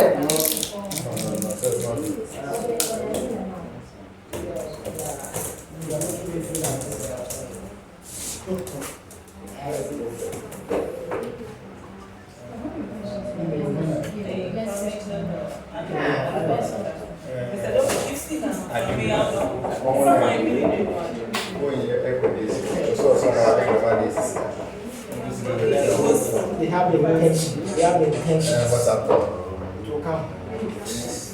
You know, yes, I do.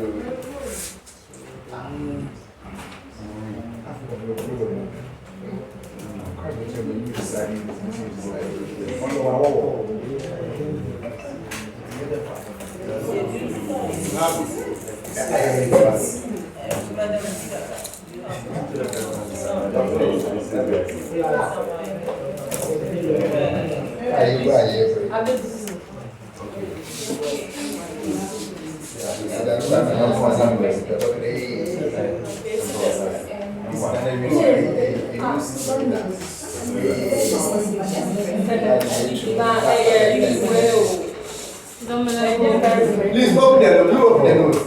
So, see, what we have done so far, listen, what we have done so far is how to account for what?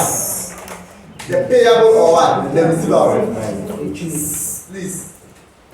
How to account for the payable or the receivable? Remember, if you also sell goods, are you not expected to receive in dollars? If the exchange rate increase, either you gain or you lose, right? So the movement in exchange gain will either give you loss or what? Gain. So the monetary aspects, payable and receivable, we have done that. The non-monetary aspects, we don't do anything to it. The red non-monetary asset is held at fair value, or like the inventory that was reducing. Then we have to do what? Exchange gain on it. So go open the note and then you scroll down to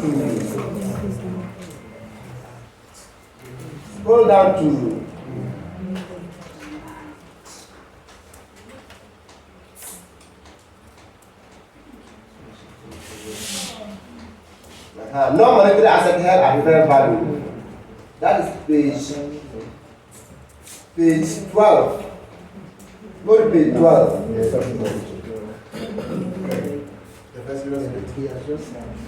Non-monetary items held at fair value. They are not going to talk about the payable or the receivable. They just want to know that non-monetary asset held at fair value. Go and speak the word of page 12. The questions. Just check around 11, 12. Subsequent movement of foreign exchange transaction or non-monetary items at fair value. Is it part of the foreign exchange? Yes.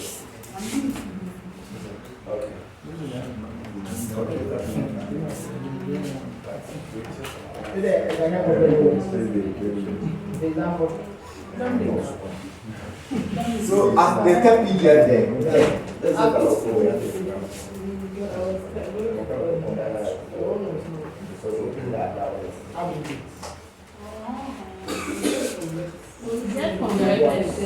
you have to download software in your phone.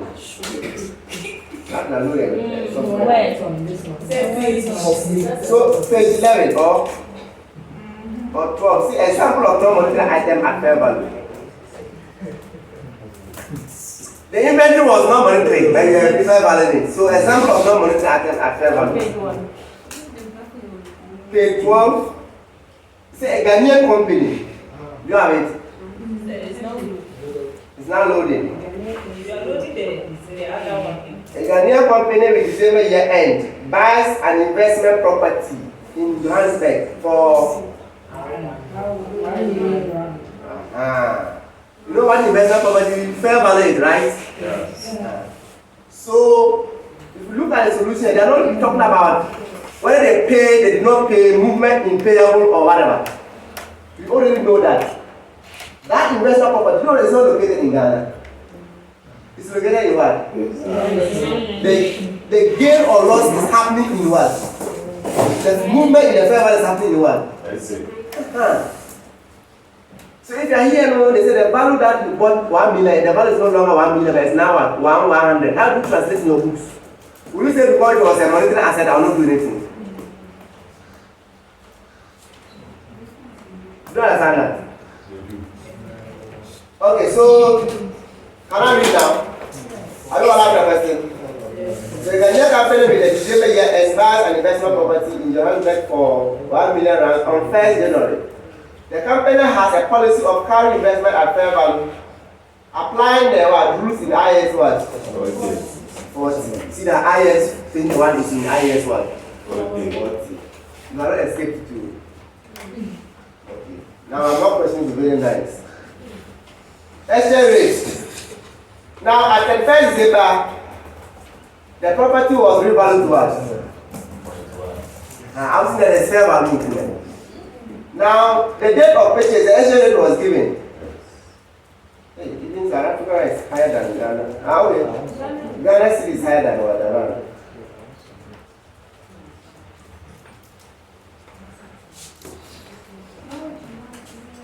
Then, the year end, I was in the race. So, how are we going to account for it? You know, as for the payable, wouldn't you have converted around using 1st January as well, the payable? And then the year you use the 1st December as payable. The movement goes to POL. But we're not looking at what? The non, and we have left the what? The asset there. But this asset is at fair value. How do you do the change? So this is how they approach it.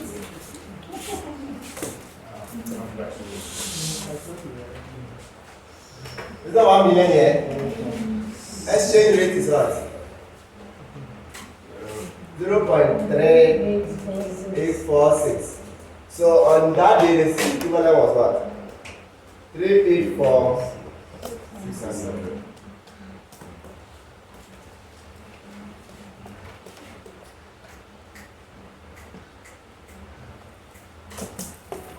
Now, there is re-valuation or call it what?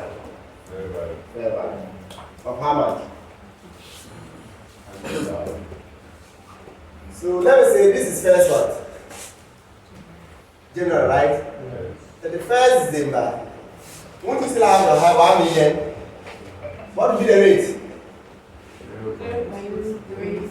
0.371. What would be the equivalent? 357100, right? On that day, we were told that there was one what? Is that 1,000? 100,000. So 100,000 coming in bid. Now have the total asset being what? 100, right? Which on that date was also 3 what? 571. So this will give what? 3571. 10. So at the end of the year, what will be the value of the property?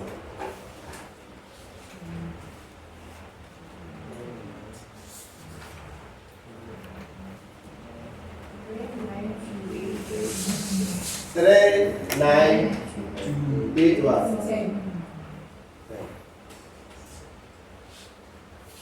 See, you are going to carry the asset in your books as what? This year. It means that you are converting, you are translating both the what? And what? But if you check now, this one alone, if it was me, I won't take this one to UIL.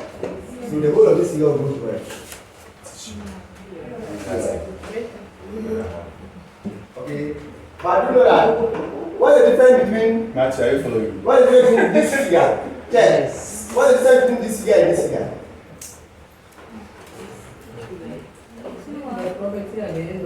Yes, and this one. Now, if I take this one off, right? If I take this one off, what is it? The increase. What is the increase? And your years was what? And every year is what? So what's the increase? 8210. Just that. Yeah.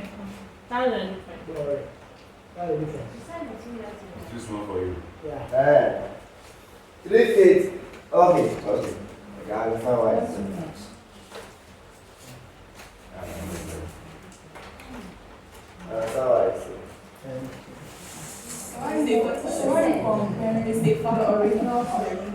So, this one goes where? This one goes where?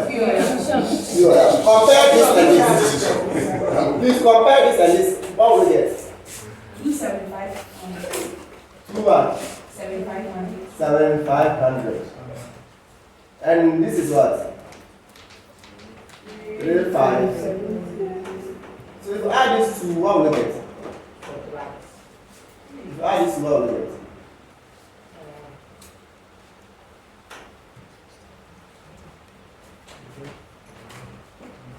I guess 6,210. Is that what?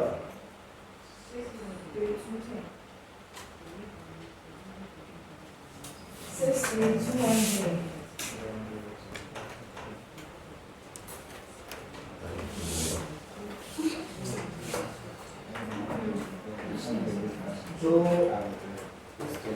So the investment has reduced loss by 2,500. Now, has that been happening? Yeah, that's the initial initial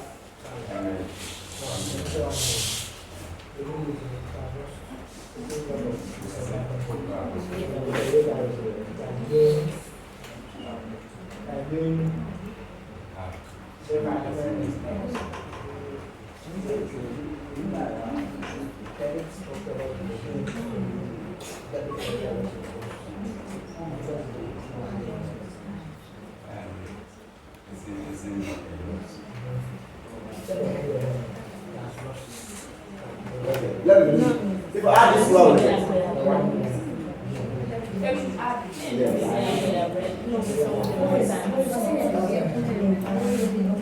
add this one. 420 0 0 1 1. Not. 3 1. Four, 2, 0. And then here, this 2 is what? This 2 is correct. Yeah. Confirm it. This is 3 9. Yes. 3 9 2, right? What's the difference? What's the difference? 2 7 what?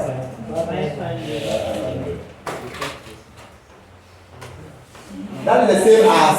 No, that's the same as the difference between this and this. Yes. You know the same difference between this and this. Huh? Yeah. 27500. What are these here? Also have 27500.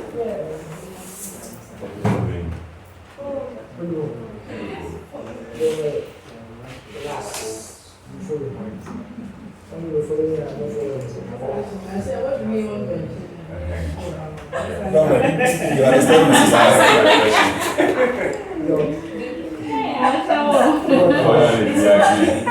Yeah, see, start. I don't know what you want. Let me explain.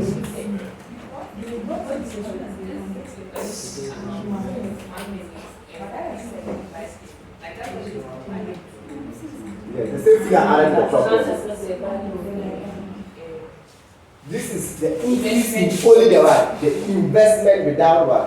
The fair value The gain. fair value gain. Or the difference between this and this. I see that the asset itself has also increased because of exchange rate. So this is a gain or loss. Is it a gain or loss? Loss. It's a loss, right?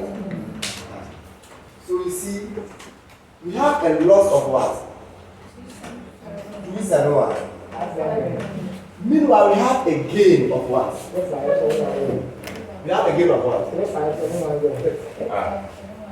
3 5 7 1 0, right? You see, what is the difference between this?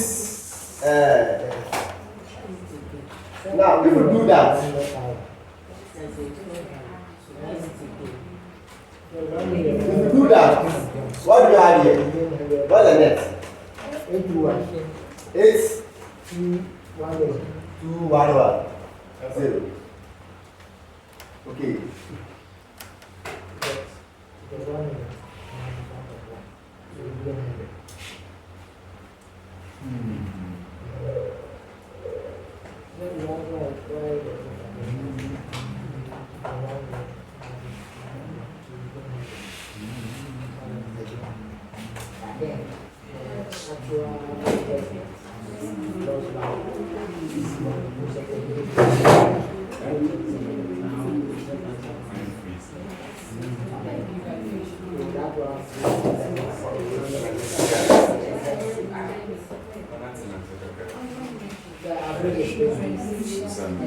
So, what we are saying now is that,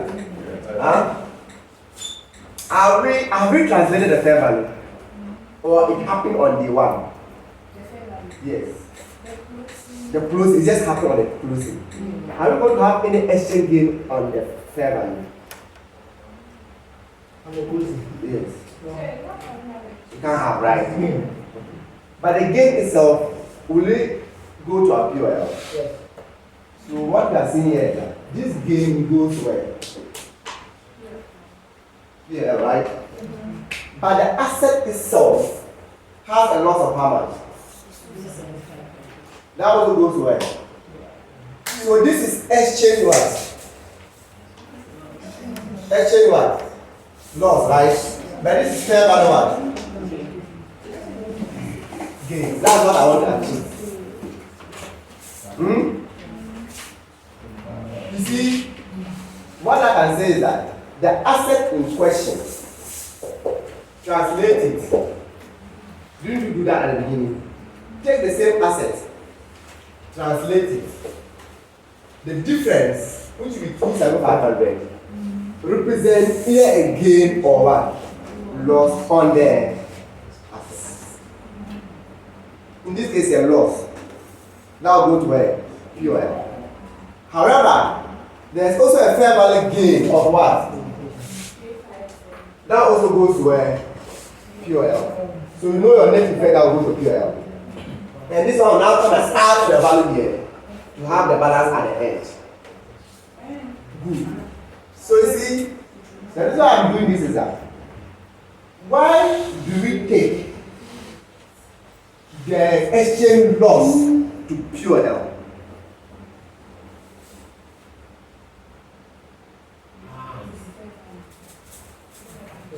I take this exchange loss where? Why? Why?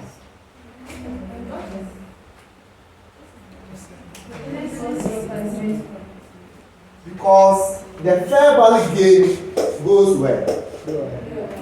It's not because the fair value cost us the exchange losses. Fair value gain goes where? Huh? If the asset was revalued, it was PE, but it was revalued, this would have gone where? Therefore, the loss would have gone where?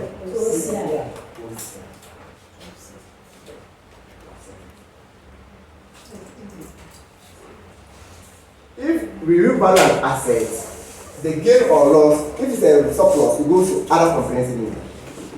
Or what if it's a loss? What if it's a loss? Unless there's no previous revaluation. So if it was a revaluation, this would have gone to other comprehensive income. But you see, when anytime we have fair value non-financial assets, our concentration is on the asset itself. Translate the asset itself at opening and at what? Closing. Any gain or loss will either go to POL or what? OCI. But the increase or the decrease is not exchange gain or loss. It's either reduction or what? Increment. So this is our what? I think there's another example there that has to do with what?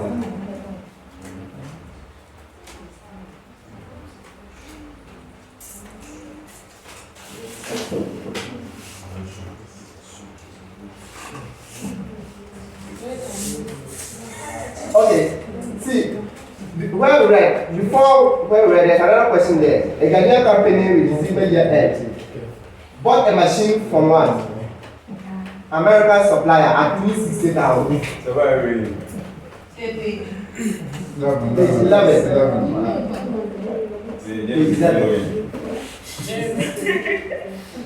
Oh, so this is not monetary item at cost. So they brought only fair value. They brought only fair value. So there's no example of where there's one revaluation surplus. But what I'm saying is that if the asset was not fair value, but it was revalued upwards, it's not revaluation surplus. This whole thing, this whole figure, would have gone to where? Then you now take the asset at the beginning and asset at the end. In this, why are you translating the monetary asset itself? Because it was held at revaluation model.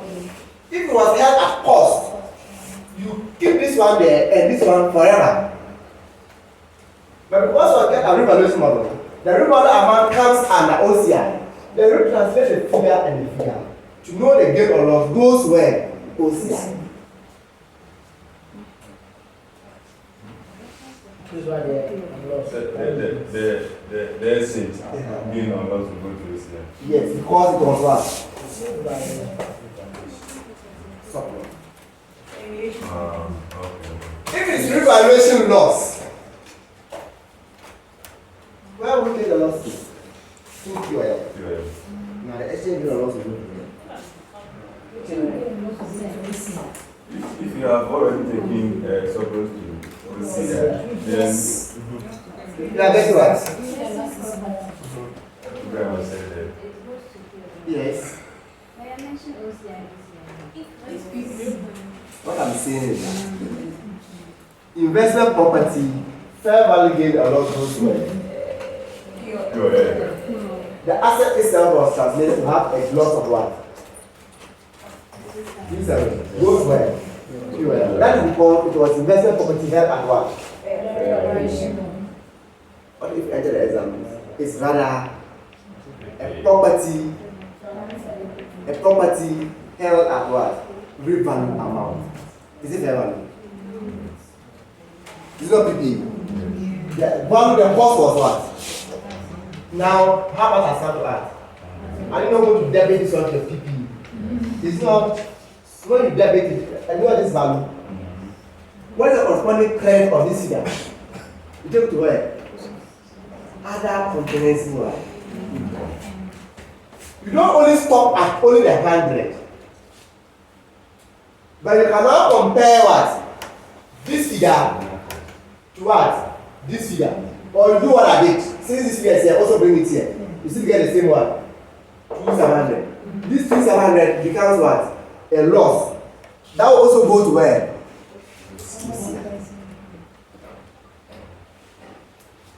There's a past question on this.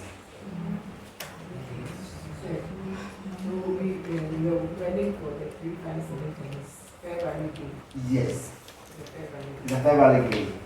And the 2,700 is what? Exchange loss. All of them will go to where?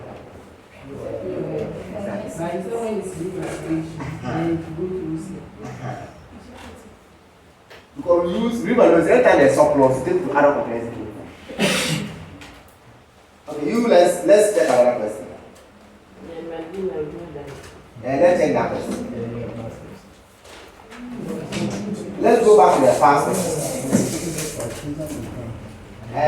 May 2020. May 2020. That was for 10 months, May 2020.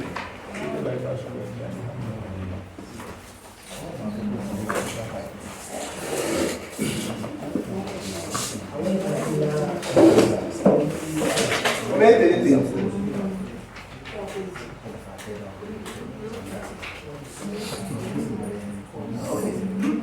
Madina Power Limited has carried out certain transactions denominated in foreign currency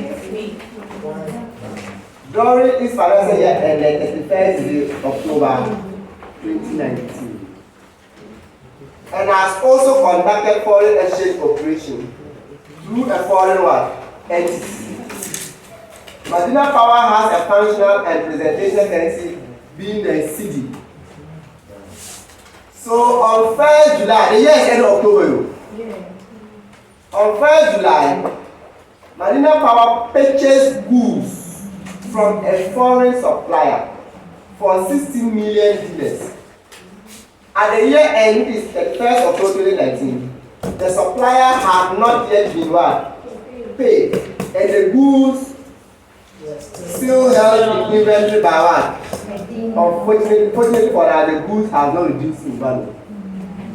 How do you advise them? Discuss the account treatment for only this. Let me see. We have discussed the account treatment. So discuss the account treatment for only what I've read, the 3 lines that I've read.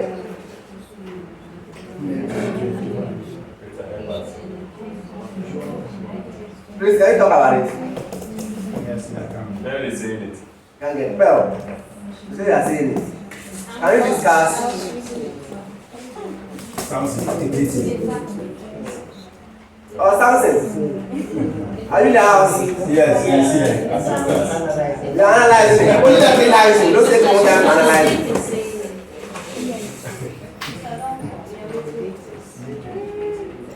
What we want to do is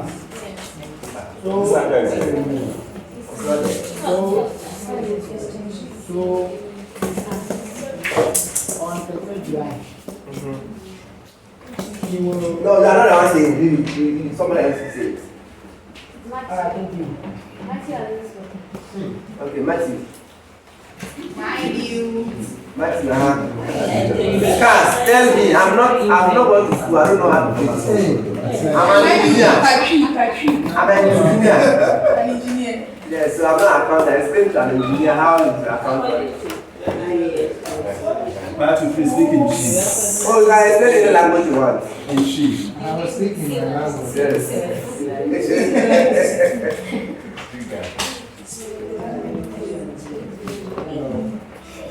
Party, everything. Party will everything. Domestic partner.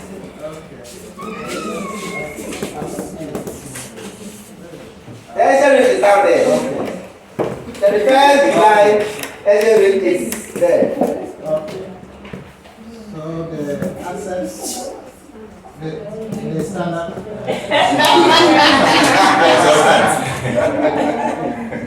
All I know about the standard. You can't see the standard in the question. The standard is not in the question. That's why it's one mark. Every time consulting. The standard is not in the question. That's why it's one mark. If I wanted to go the house and down here. IS2. Hey. What? See, I'm going to say That means the IS2 here. IS1. So you take the cost of 6. So IS1, the effect of changing is foreign exchange rate. Says that transaction generated in foreign currency should be initially what? Translated using the spot rate at what? The date of the transaction. Or therefore, how much will debit inventory and credit payable? That's the first thing, right? At the end of the year, look at the ruling rate. You have the closing rate. How much will debit payable and how much will, is there any exchange days or loss? Yeah, so on 31st July 2019, the rate is 0.62 multiplied by 16. Are we multiply or divided?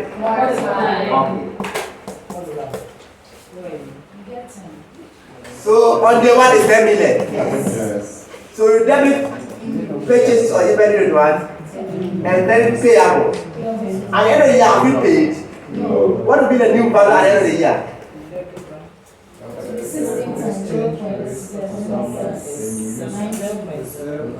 So now we have much? 12.13. That means payable has increased by 2.3, Yeah. which is a loss. You said payable. Yes. Increasing. It's not payable. Increasing by 2.3. A loss of 2.3, right? Credit payable with 2.3 and debit pure with 2.3. You have closed the transaction. At the end of Huh? How's that? It's not paid yet. yes. But the figure they have not paid has increased in value. So your liability is increasing. The difference goes to pure health.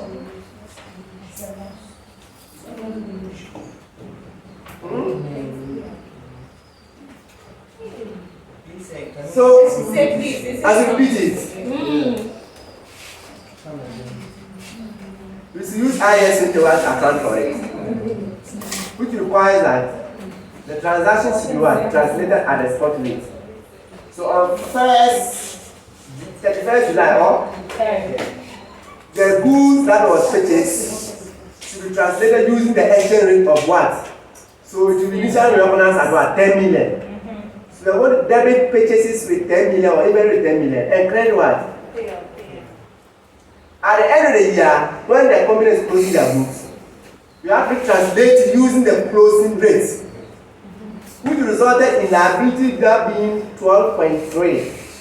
So liability has increased. So the increase is a loss to the company, exchange loss, which you should credit payable and debit what? Is it 10 marks? I think it's going to be 3 marks. If you want to share the marks. Plus the standard you mentioned, that would be 4. I don't know what they've done. Huh? So let's do the next part and see how we are going to discuss that one too. Again, on 31st July, Medina Power sold goods to a foreign what? This are living by the sold. 8 million dinars, right?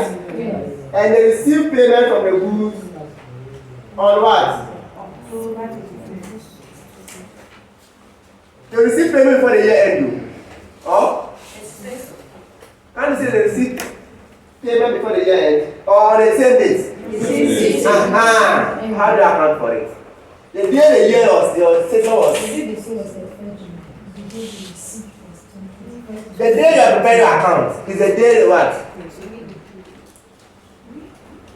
They also made them receive the money.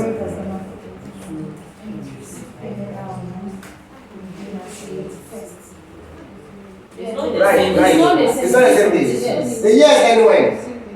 The The first date October of the date they 2019. received, they made the transaction was 31st July. I mean, when they receive the money, 31st At the end of the October. year. the day the year was ending is the day they receive their money. Yes. So you cannot have receivable in your books. But before you cannot have receivable, you must receive the money, right? You must translate. So even at the beginning of the year, at 31st July, how much was the receivable? And how much was your sales? How much was your receivable and how much was your sales? Please, are you following? You understand that? So we should translate the 8 million using the spot. I'm saying I'll give you plenty rates. They give you November plenty rate. They will give you plenty. They will not give you plenty. But you know the rate to choose. The sports rates. What of them? So what is the figure? It's 5. 5 million, right? Yeah. So you credit sales with what? 5. And debit receivable with what? 5. On 31st October 2019, didn't they receive the money? How much do you think they would have received? 6.1. 2 instead of 5, right? Means that's increased by 1.1. 2. Or? Please, are you following that? No. That's where is it from? What is the exchange rate on 30th October 2019? By that one. Are you all solving this? Rita, are you following? Now, your receivable is now 6.1. 2. Meaning if you are going to receive, you are going to receive 6.1. So that means you have to further debit the receivable with 1.2 or and credit POL as exchange gain. Before you are receiving, you have to update the receivable back to what?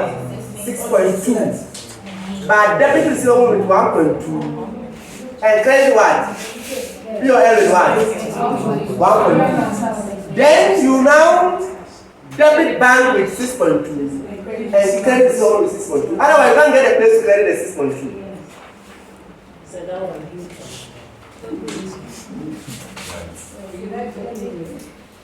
Yes.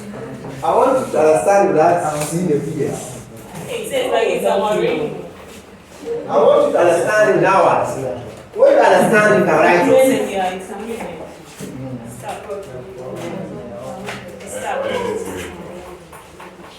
Oh, see, this question, solve the question, do the listening part. If everybody will come down and ask questions, but because you have the figures, you don't ask questions. Meanwhile, you have not answered. But if I repeat it, at least some, the first instance, no, someone will not understand. The second instance, someone will understand. That is the principle, that's why I'm doing that. Not that I'm not right. The right will even save me from talking. You understand? If I put the around, I'm going to cry.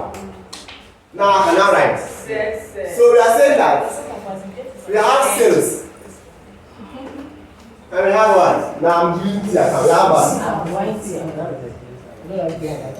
The other one. You see what? Now you want the other one. You have debit. You have what? Credit. Sales. You said it should be how much? 5 million. Then you credit what? Hey. Receivables. 5 what? Million. Then what? Sales. 5 what? And we close the transaction on day 1, 31st July 21. 2019. The year is ending October. That is when we receive the money. But we are going to receive 6.2. Do you know that? It's all 5. It has not increasing. So I'll come here and say that I'll debit what? Receivable with what? 1.1. 2 up. Then my POL will gain. I'll credit what? POL what? L up. Now what is the figure in the receivable? Okay. Then I'll now say that I'm going to receive my cash. But debiting by what?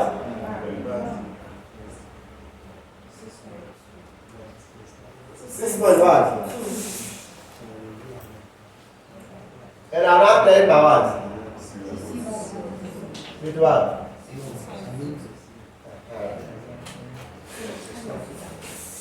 What do you do?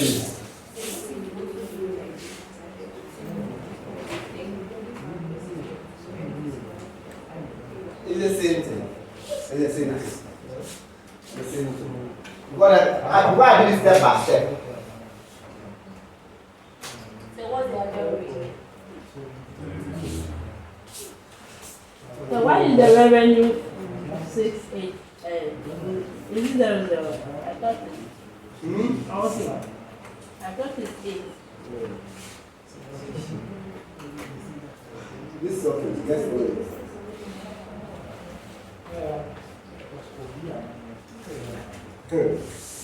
Okay, let's go to the last one. The last one says what? Medina Power also purchased an investment property. So you know what happened to investment property? You know what happened to investment properties? Huh? Yes, sir. So they paid for how much? On 1st November, right? At the year end, the investment property had a fair value of what? What? Is it reduction in value? The company used fair value what? Modeling and accounting for what? Please, who can tell us what to do in this case?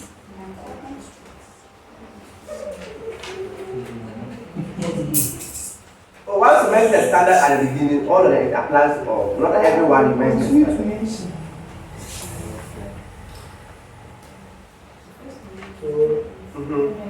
Dominic. What do you do?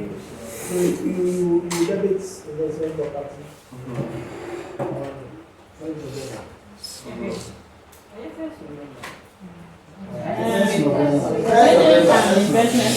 1st November. 2018. 2018. But there's also first of 2017. You go and pick that radio along. Yeah. What's the rate of first of 2018? Multiply that. So how much are you debiting investment property? 40 million. Huh? 40 million.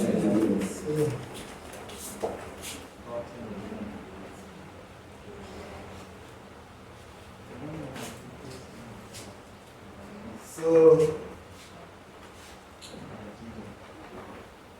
we have 50 what? 6 million.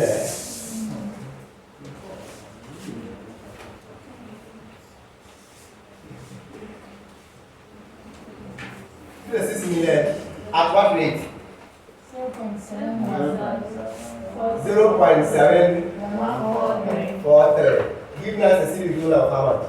40 Right? And every year we now have what? The same 50 what? 56 million. And we have 40 what? 40 what? Reduced by how much? 8. Therefore we have 50 what? 40 what?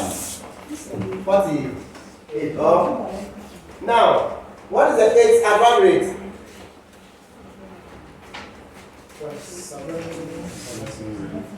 0 by what? 0.769 what? 2 or this will give us how much? Yes. This is also at the same 0.7692.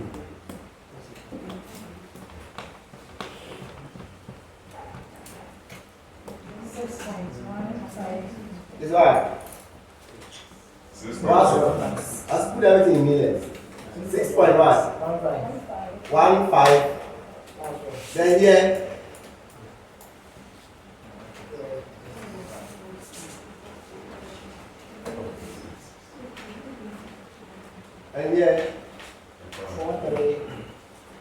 4.01. These two will give you what?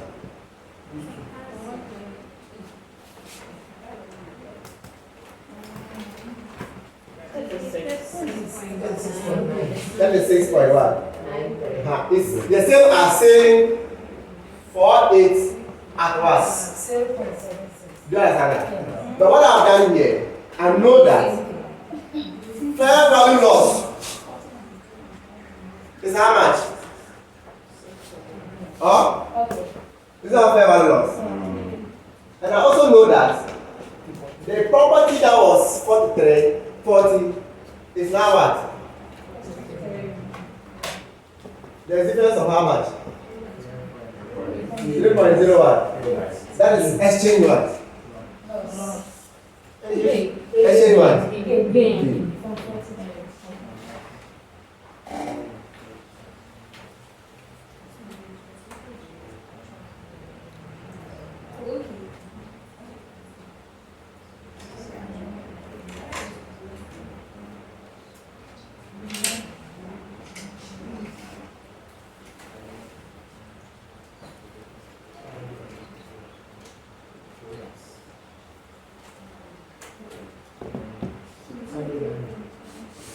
Have you seen that? Yes. So in their solution, you have 3.1 as the what? The exchange gain. This exchange gain goes to P or L because it's fair value. Meanwhile, this one also goes to what? P or L as well. No. So anytime the monetary asset, the non-monetary asset is fair value or real value amount. The asset itself is retranslated. But why you take a gain or loss to depends on what type of asset it is.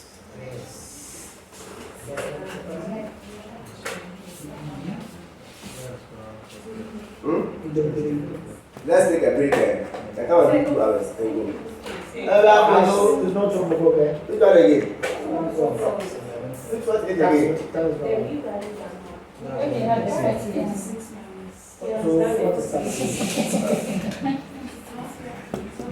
See, if I had just said 48 at 0.1, 76, would I get it seriously? Yes. And after I explained that, but I'm trying to tell you that this and this is the exchange one. Gain. This is a revaluation one, a fair value loss. No monetary asset is in one. How many? How many? 30, 20, 20. Or 30. So the But I can also do coffee and then see how something is start. so the game will go to Say, still on the game 3.08. we go to P or L. And the exchange loss also what? Fair value loss also what? P or L. The thing is confusing, eh? Yes. It's confusing. Very, very. Yes, that's why you have So please let's have a break and come back.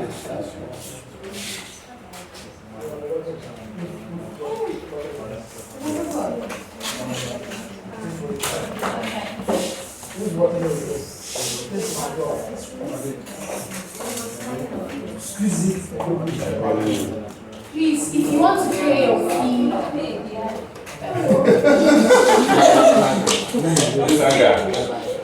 What do you do? I'm not gonna have a payment.